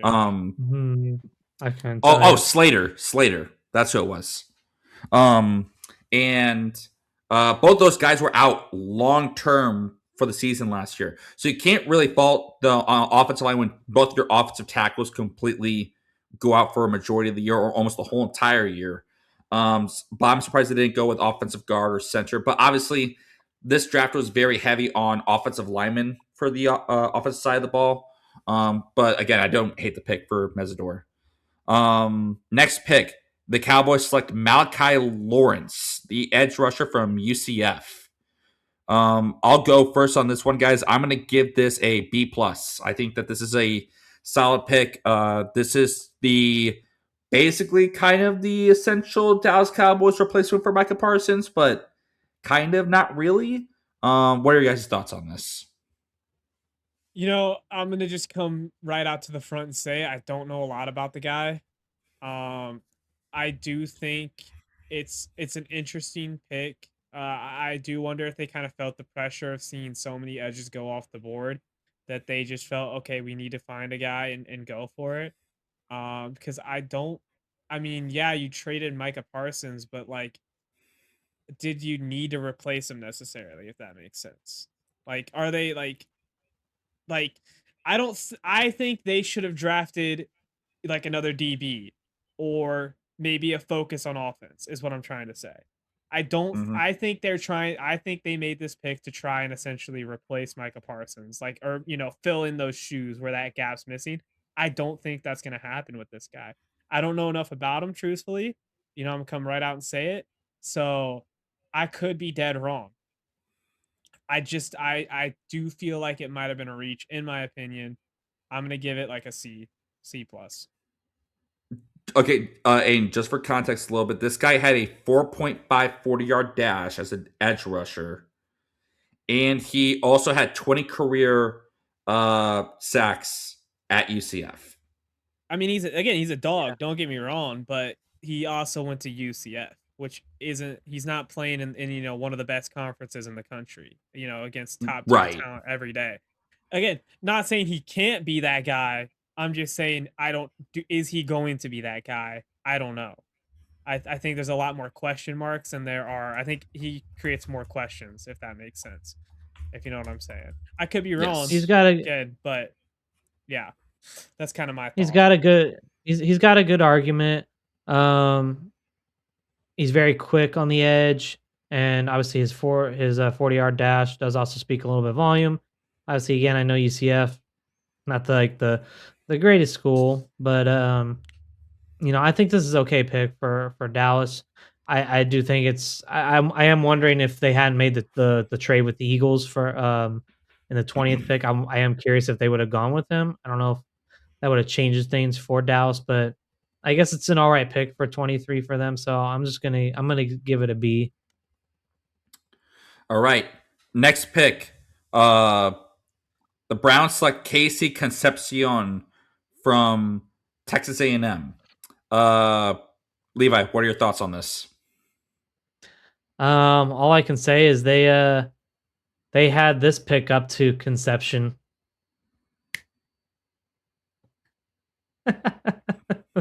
Sorry, bad joke. That was That is one of the extremely worst dad jokes I've ever heard in my life, ladies and gentlemen. So That was really bad. if I had to grade that dad joke, I'd give that a whopping F. That was That was pretty bad. I'm gonna be honest. woof. Yikes. Okay. Again, ladies and gentlemen, professional podcast right here. Yeah. That's right, folks. Moving Quality on. content. I'm gonna say I think this is actually pretty okay pick for the Browns. Just looking at their depth chart, I mean they got Jerry Judy, Cedric Tillman as their main guys for receivers, and so I think it's actually pretty okay. It's gonna give them a little bit more depth from what they need. Offense has been the thing that they've struggled with, and this is what they need, and hopefully will be just another good guy that probably Shador can throw to. So not too bad. I'm gonna give it a B minus. Yeah, I don't hate the pick. I actually really like Casey Concepcion personally. I really like what he did at Texas A&M. Fun player to watch. It is going to be nice. I think I do expect him to go to slot in at that wide receiver 2 spot over Cedric Tillman. I think he's got a lot for like another really versatile kind of player. But you know, again, this is kind of another question of, did they necessarily need to make this pick? Like, was wide receiver really that high of a need? I felt like they were sufficient passing wise. Obviously, I think, the biggest problem that plagued them last year was the quarterback question and all of the questions around that. And, they went through what, 3 quarterbacks last year or whatever. I think that hurt them more than really their wide receiver core did. Uh, but again, not a bad pick. I really like Concepcion, so I'm going to give this a B. I give this a B plus. I think this is a really good pick by the Browns. Again, like the drop off from like I saw like Tyler Fanning, who emerged as like probably one of the best rookies from last year. Because really, outside of him and Jerry Jeudy, like there was really nobody else. I mean, Cedric Tillman, but going from Jerry Jeudy to Cedric Tillman is such a steep drop off. I think Casey Concepcion is a phenomenal pick. I really would have liked it if the Browns got Carnell Tate and Concepcion, because to pair that with Jerry Jeudy, to compare that with Tyler Fannin, to pair that with Quinshon Judkins or Dylan Sampson in the backfield, that would have been really good skill set players for the Browns to have for the next 4 years. But obviously they can't do that. I love Casey Concepcion, but also he's a really good kick returner too. So I think that for special teams, that's also an upgrade. So I'm going to give this a B plus. I think this was really a great pick by the Browns. The next pick, the Bears. My Bears select Dylan Thieneman, the safety, or Thieneman. Yeah, Tomato, you tomato. go ahead and read us up on that one, Bears. Peter. Yep, The Bears. The Bears. The Bears select the safety Dylan from Oregon. I'm going to give my thoughts on this. I think this is an A plus pick. I think it totally makes sense for the Bears. They needed to pair another safety back there because they both lost Kevin Byard and they lost Jaquan Brisker last year. It totally makes sense. They got Kobe Bryant from the Seattle Seahawks last year. He was a really good safety in coverage. But overall, this is a guy that is phenomenal. He can be great in the box. He can be great in coverage. You can line him up in anywhere on the field. He's that good of a safety. So I'm going to give this an A plus. I think it's again, it makes sense for the Bears to need a safety. But yeah, I think that it's an A plus. It's a great pick. Yeah, I'm right there with you, Peter. I actually love this pick. I was just gonna give it a base A as opposed to an A plus. But I actually do love this pick a lot. It's gonna be nice for the Bears. Obviously, playoff team last year, just missed out on making the Super Bowl. I think this is exactly what they need. It's just another guy they can throw out there and help bolster up that defense, give them just an extra layer of versatility back there. So I like this pick a lot. I'm gonna give it an A. An F. The Bears season is over. Might as well just end the season here. Not gonna happen. No, for real though. I am gonna give it an A. I think this will be good to have back there in the backfield. Just don't do it against the Steelers. Don't let him do anything against the Steelers. So, but I think he's a great fit for the Chicago Bears or Indiana Bears, whatever that may be. But yeah, you guys did good on your pick. They aren't going to Gary. Stop it. They're going to Arlington Heights. All right, we interrupt this again. I'm gonna give it an A. I'm gonna give it an A. An A. All right, we interrupt this draft grading for another Steelers pick. Cam Hayward's out there. Dalen Everett, cornerback from Georgia. What are you guys' thoughts on that? Go Dogs. Defensive back, Aiden. I think I would have rather seen the kid out of Tennessee personally. Because I think, is it Gerard McCoy? I think he's still available last I had seen. I think he's still available too. Yeah, Gerard McCoy. I think I would have rather seen him, even though he's coming off of an ACL injury. I think I would have rather seen him, but I'm not, again, that's kind of this is one of those picks where I'm not terribly upset with it. We've kind of had a very questionable defensive back room in the past year, in the past couple years.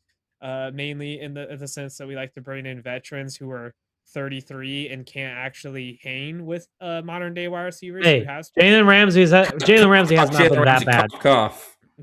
But still, so I'm not terribly upset at the pick. It'd be nice to see him do good things with us, because the Lord knows we need it in the defensive back room. So I'm not terribly upset with it. I'm okay with it.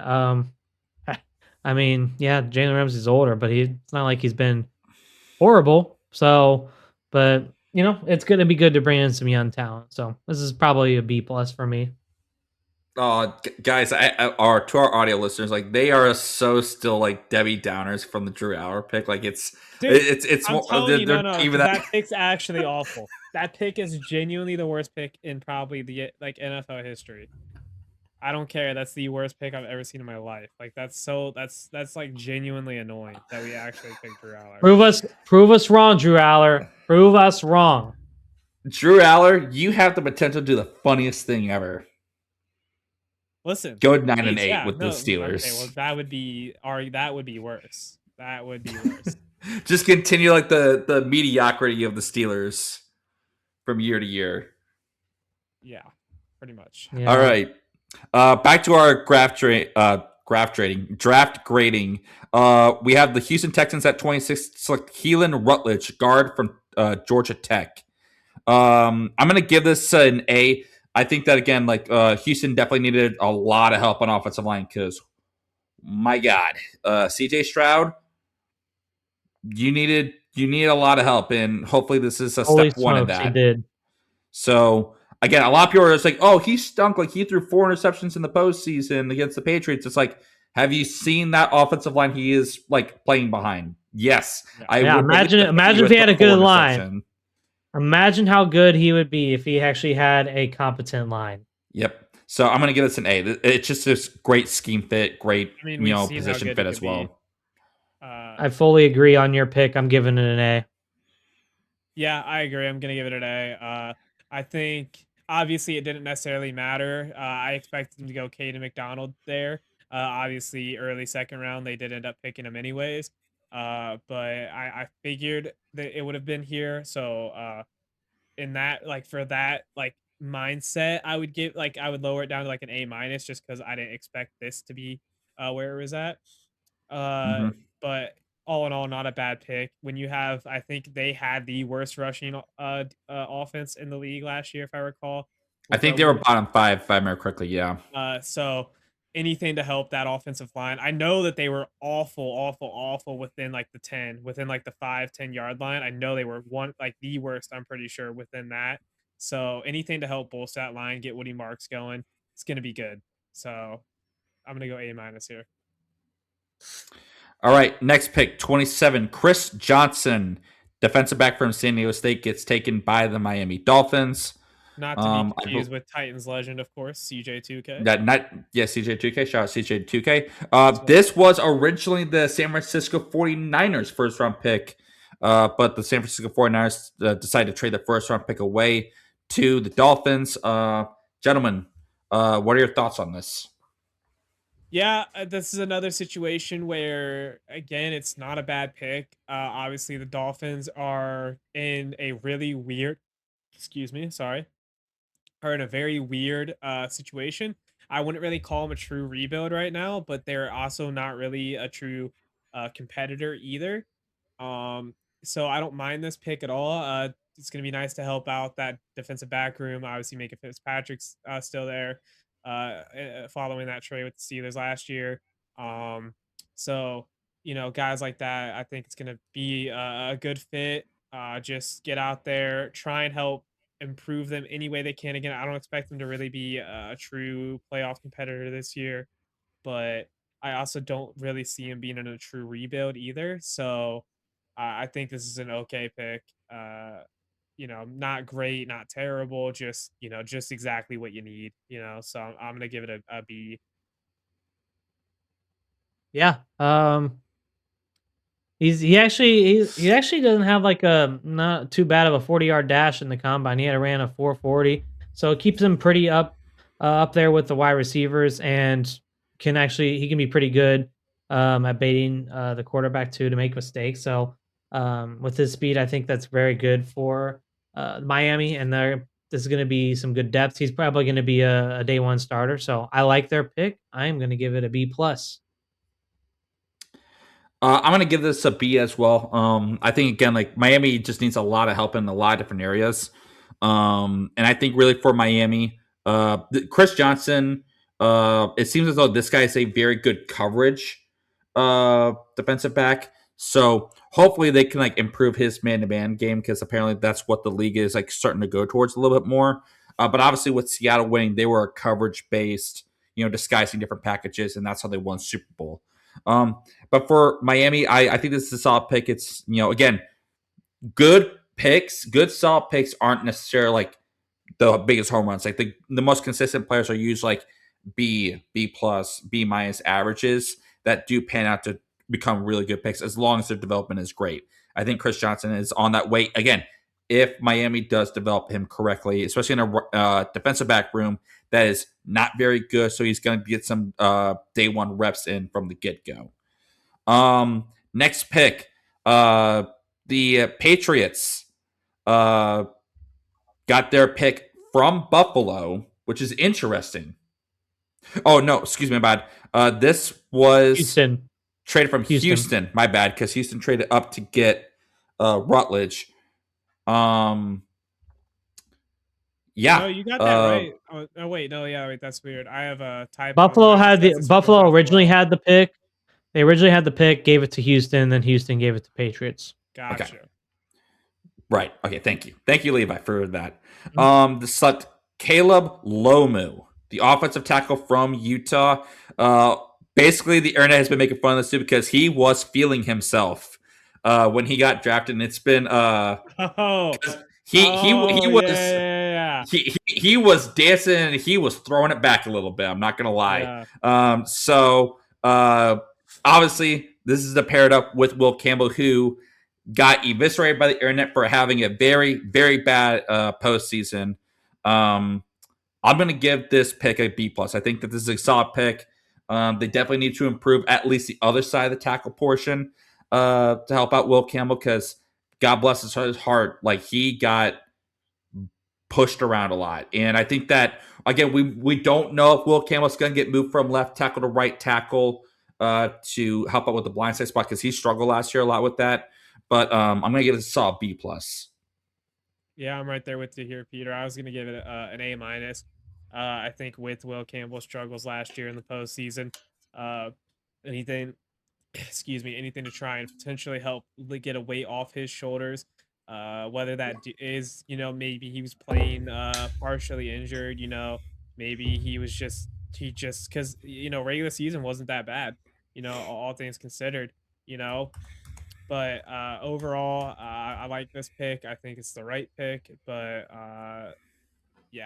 so I'm just A-. Nothing too crazy. But yeah. Levi. Well, him throwing it back at the draft, it's no wonder that his new head coach picked him. Insane comment. That's okay. That is completely out. That's not necessary. That is so not necessary. Unbelievable comment. Oh my god. Jeez. What grade would you give this? I don't know too much about him, but I think you guys kind of covered it enough. Very quickly, I'm just going to give it a B. The Bears have drafted Xavier Thomas, wide receiver from LSU. Peter, give us your initial reaction. What the? I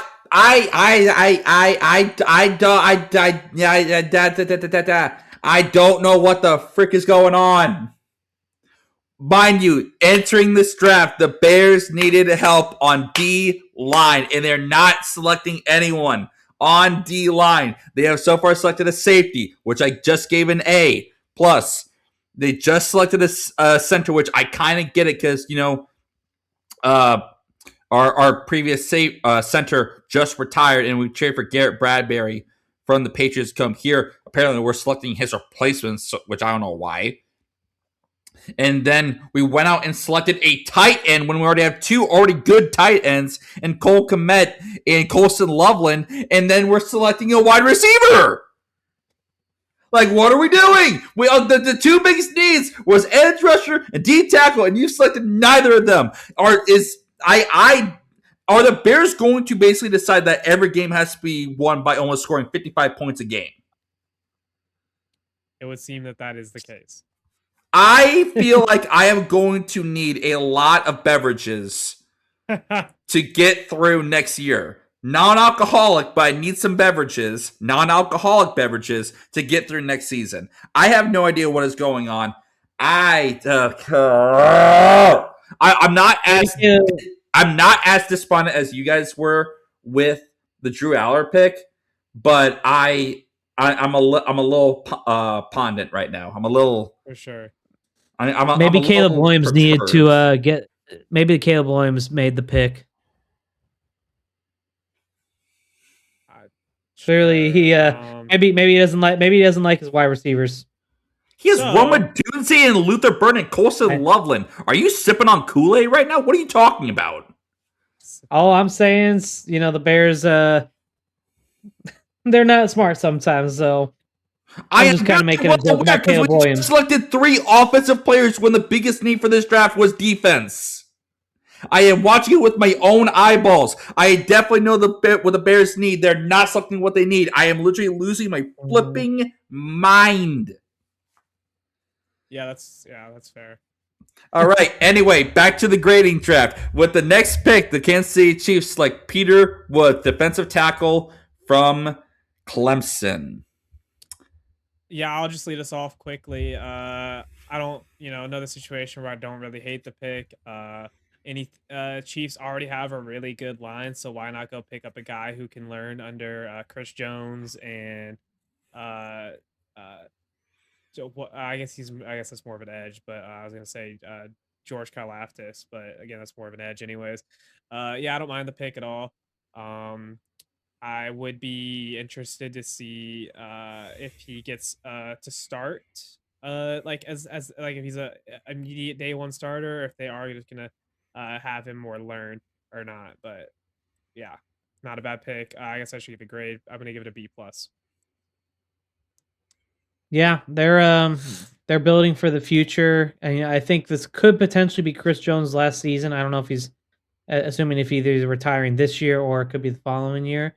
So, good pick for the Chiefs. I'm gonna give it a B.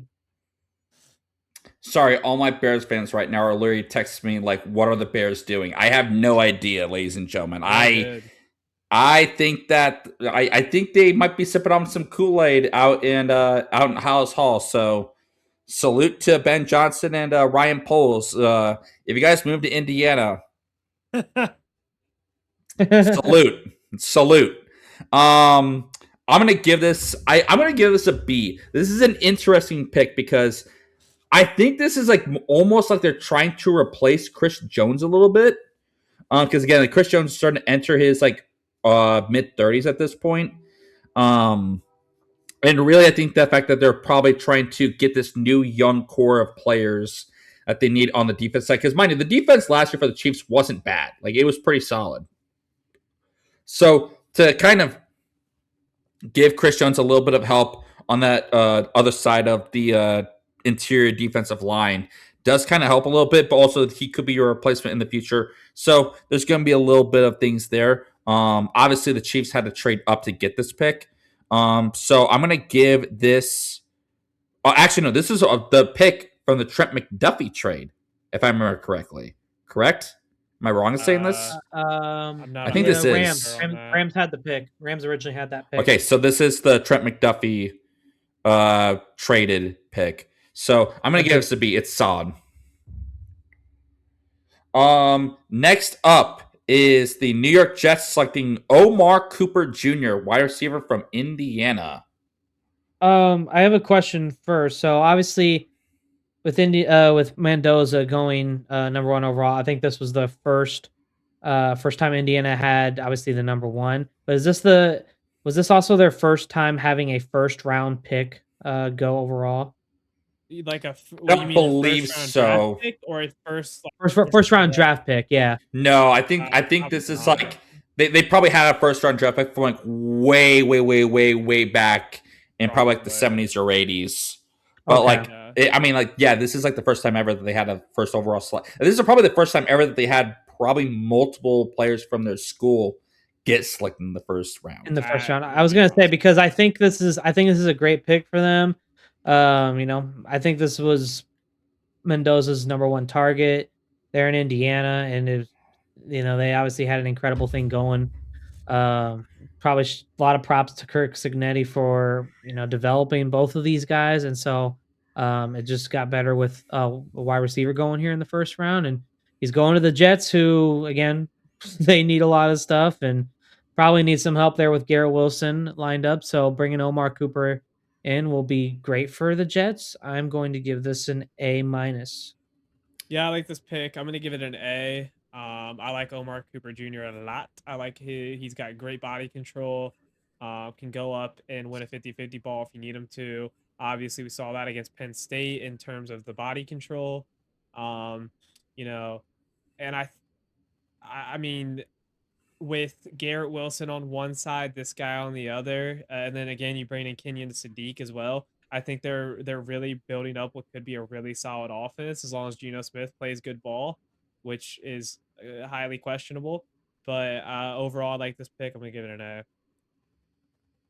I'm gonna give this an A as well. There was that whole entire stat line from last year, if you guys remember, where they said that Garrett Wilson was like the leading receiver for the Jets all of last year, and he only played, I think, 6 games, and he had sub 500 yards. Yeah, it was not a It lot was of games. I know that.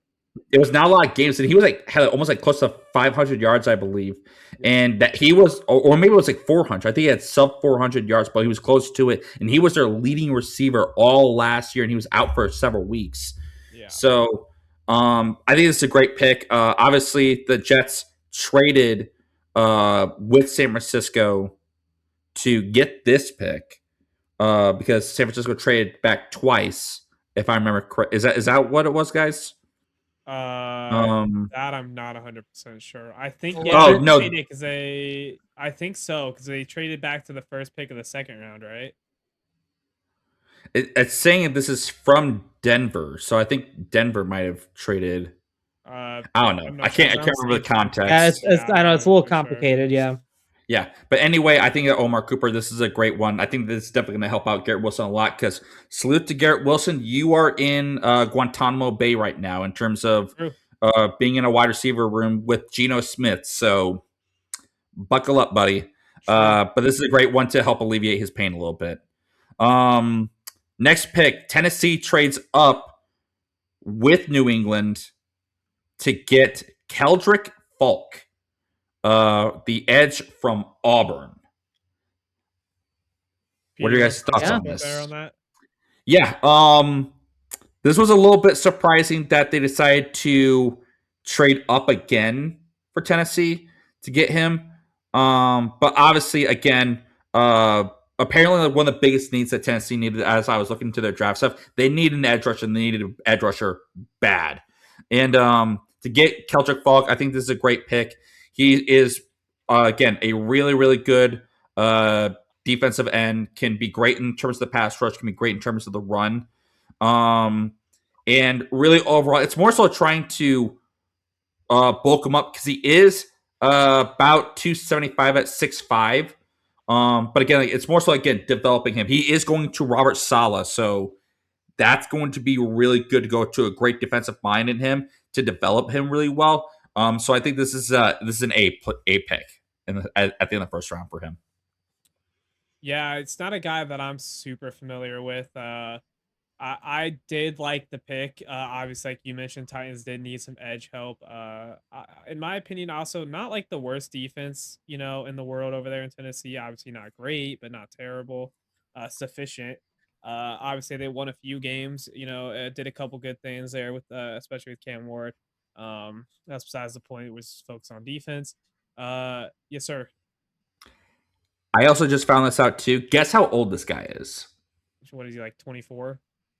Mm-mm. Younger? Older? He's 20 years old.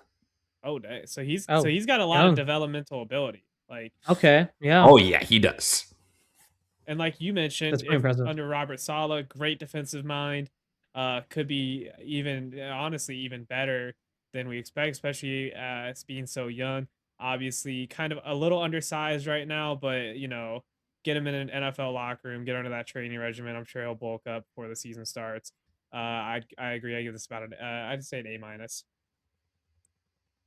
Yeah, I think it was a great pick for them.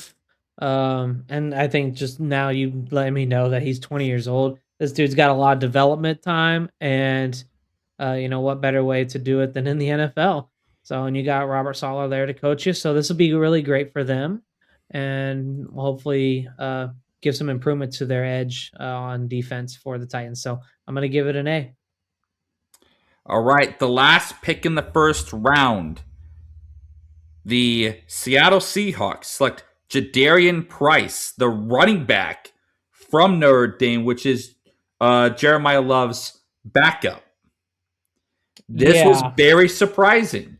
What are your guys' initial thoughts on this, and what's your grade? Yeah, I'm a little confused, I'd say, about this pick, just because, not to say that he wasn't a good running back when he did get in, but he really didn't have that much playing time. So I don't think there's not as much film to be seen on him in that sense. Now, again, great running back. When he was in, he did do good things. Um, but I don't want to say it's like a C because I don't think that's necessarily true. And would he have fallen? I can't say for sure. So I understand why the Seahawks made the pick. Um, for me, this is like one of those picks that's like right in that middle, like no man's land, middle ground. But I don't feel comfortable giving it a C. So for that reason, I'm gonna give it a B. I really like his stuff. Obviously, the Seahawks kind of need a running back after letting Kenneth Walker go. Mm-hmm.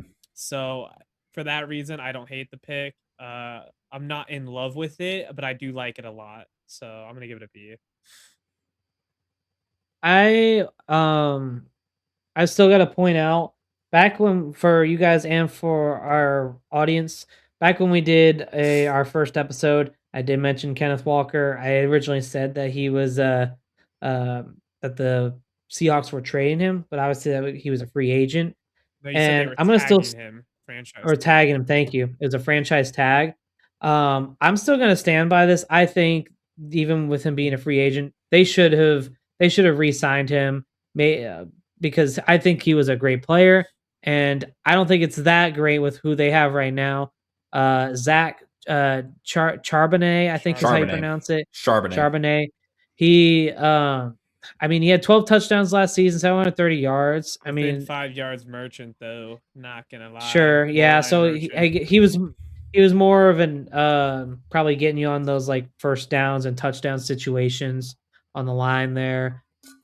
So I don't know. It really just seems surprising to me that they went with a Jeremiah Love's backup at Notre Dame. So I mean, I don't really know what they're seeing in him, but it's just very surprising to me. And I mean, hopefully it works out for them, but I'm personally not the biggest fan of this pick, so I'm gonna be pretty brutal. I'm gonna give it a C.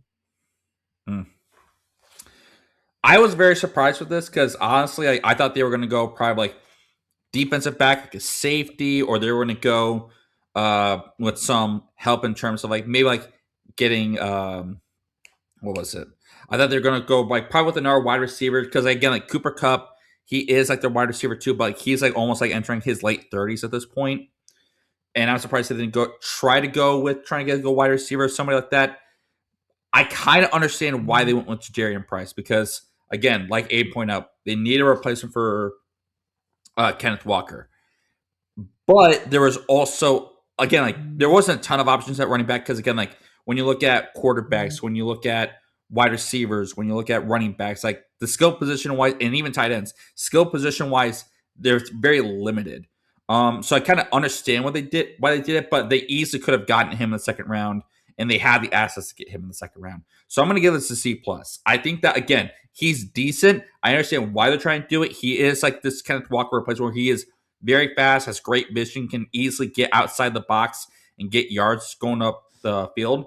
But again, I think this is a solid like C plus, where it's like he's gonna have to almost like get his feet wet almost immediately because Zach Charbonnet is not really that open field, get downhill type of guy. He is like kind of like what Levi's pointing out.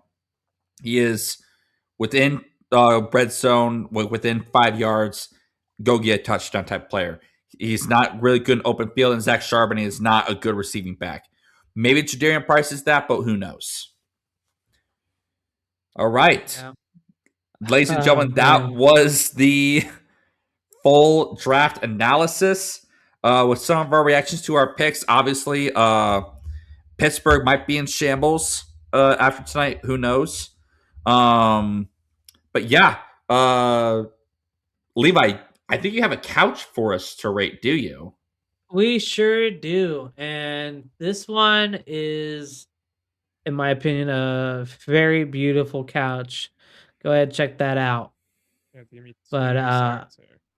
Yeah, This is this couch here feels like royalty.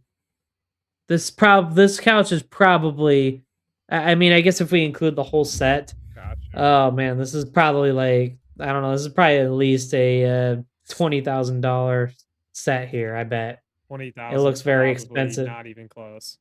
Hey, it looks very expensive, looks very premium based on wherever picture is taken at. It looks like it's a very high-end place. Wait, are it we, looks are like we it'd be very specifically expensive. grading just the middle part, or are we grading the whole set? Yeah, well, we don't have to like to grade the chairs and stuff. I mean, I would say just like the middle couch. Yeah, that looks very comfortable. That looks really comfortable, actually. That looks well. I hate the middle part, to be honest. I'm not a huge fan of that like wood kind of middle. Like, I'd rather it be a complete, or I mean, I guess if you're gonna do that, maybe there's a pocket or something in there, like a little lift up. That would be kind of nice, or like a cup holder station. I just pulled this up. What in the world am I looking at? Yeah, great question. Anyway, Am I seeing an antique couch from the freaking Victorian era? What am I looking at right now? I don't know. I mean, It looks like Okay, so for our it looks like audio, a hotel lobby. Not gonna. this lie. is a hotel. I was about to say, for our audio listeners, like Levi pulled up a couch that almost looks like it's in a hotel like lobby area, and it's like leather seats with a ton of like very cool design wood. I will give it that. Like, there's a lot of very cool like designed wood in it, but do I want this in my house? The answer is probably no. Like, Yeah, I really, think it's missing like a. It looks like it's missing like a cup holder station, which is just like a must-have for a couch. well, I mean, again, like this is Victorian area stuff, so this is probably something that Okay, so leave it in the. just didn't implement that. I guess, but I still think it'd be very comfortable. So, oh wait, ladies and gentlemen, we got another Steelers pick in. Oh, Oh Yes, no, we're about you're to getting find 3 times Steelers reaction. don't you worry, we're about to get that. Yinzer Nation is out in force. Cam Hayward is on the podium with the 96th overall pick. The Steelers select. We're just waiting on the pick right now. Cam Hayward's talking. Okay, so while he is talking, I guess I'm going to go ahead and rate this couch. I'm going to give it a 7.3 out of 10. Yeah, I'm gonna give this couch a 6.2. Not bad couch, looks comfortable. I'm giving it an 8. All right. For our pick, we selected Gennings Dunker. Oh my gosh, This is the most. that's quite the hair. That is Wow. the most Iowa looking. That is the most Midwest looking football player I've ever seen in my life. Ladies and gentlemen, you need to look up This Gennings guy- Dunker. This is a guy that's gonna play like a solid 10 years of all pro football right here. That I dude, love bro, that. That dude. I hate to say this to this guy, but like, he gives off the fact that he might be buying some chewing tobacco at the gas station type of vibes. That's not even that's valid.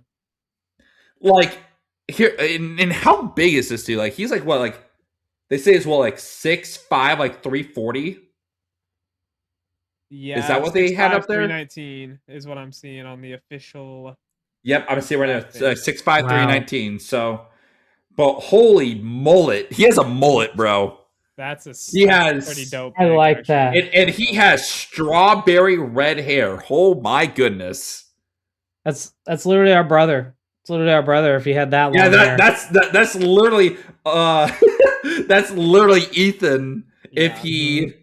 if he like grew out a mullet, and a mustache too. He has a Holy. mullet, actually. Yeah. Not like Yeah, it's but more of a modern mullet. Like yeah. Mullet. no, this dude has a full on like mullet Yeah. mullet. Yeah. Mm-hmm. Holy Oh, cow. that's funny. I'm not unhappy with that. I think like that's that pick great. a We lot, had actually. anything that was helping our offensive line. I'll take They it. spent 2 second-round picks or 3rd-round picks on offensive linemen. So That's fine. that's probably again going back to the whole Steelers need offensive lineman help for their sake. But before we sign off, again, thank you to our audio listeners and to our viewers at home. We do appreciate the fact that all your support that you've given us on this platform. We really do. But also, again, make sure that you follow us on Instagram and on TikTok and all of our social platforms at From the Couch Pod. And then also make sure the fact that if you're watching this on YouTube, be sure to click subscribe. If you're listening to us on Spotify, make sure you hit follow. Again, we do appreciate you guys doing this. Levi, what are you watching this week? Well, first off, shout out. My dad was visiting for a week, and so we made our way over to Tampa to watch the Reds destroy the Rays, I should add. I think if I remember right, they had like 7 or 8 home runs in that game, and it was just incredible play. The only thing I'm pretty upset about is we did not make it to the top of the first, and Ellie had hit a home run right where our seats were, and I'm actually pretty upset about that. I wish I would have been there right when it hit that. I could have had a home run ball with Ellie's name on it right there. So, but it was an incredible game. I loved it, and we had a lot of fun together. And then, of course, we have the draft going on. We're going to be getting into some Drew Aller stuff here, and probably in our next show. So be ready for that because we probably got a few things we need to say. So, but yeah, overall, just enjoying the draft. And Lakers right now, they are playing game 3 right now, and they went in overtime, and looks like they're about to take another dub here against the Rockets. So very excited for them going forward and everything going on. Very excited. Hey, what about you?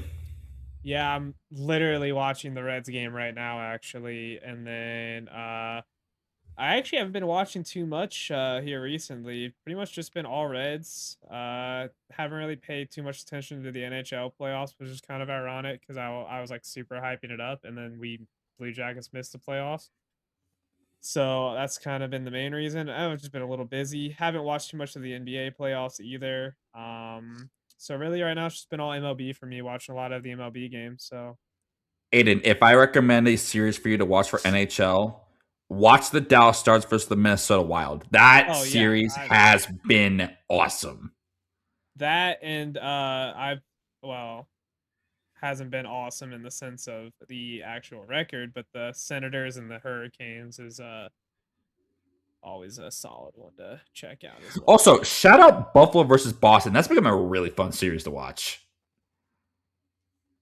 Yeah. So, but yeah, I'm definitely going to after this game is done, after we get done with this, I'm going to hop on to watch the Spurs take on the Trailblazers. They're in the first quarter right now. And then again, I've been following a lot with the NHL, with NHL hockey and with the NBA playoffs going on. Obviously, for our next podcast, we'll be doing a full draft breakdown, going team by team, giving our grades out for them. Because obviously, again, day 2 is going on as we are recording this. The next day is going to be rounds 4 through 7. So hopefully, ladies and gentlemen, we will get that pod out to you as soon as possible next week to give out our full rates and stuff. Yeah. But with that being said, with the NBA playoffs too, there's a lot going on with that. A lot going on. Got to get that covered. A lot of drama going on for sure. Yep. All right. But with that being said, for Aiden, Levi, myself, we do appreciate you guys tuning in, listening to us. And again, wherever you are at, whether it's from the stands or from the couch, make sure you go out there and watch your sports. Yep. Yes, sir, because the Steelers are going to Super Bowl. Super Bowl! All right, as we sign off from this podcast, Enjoy. See you next time. Go Steelers!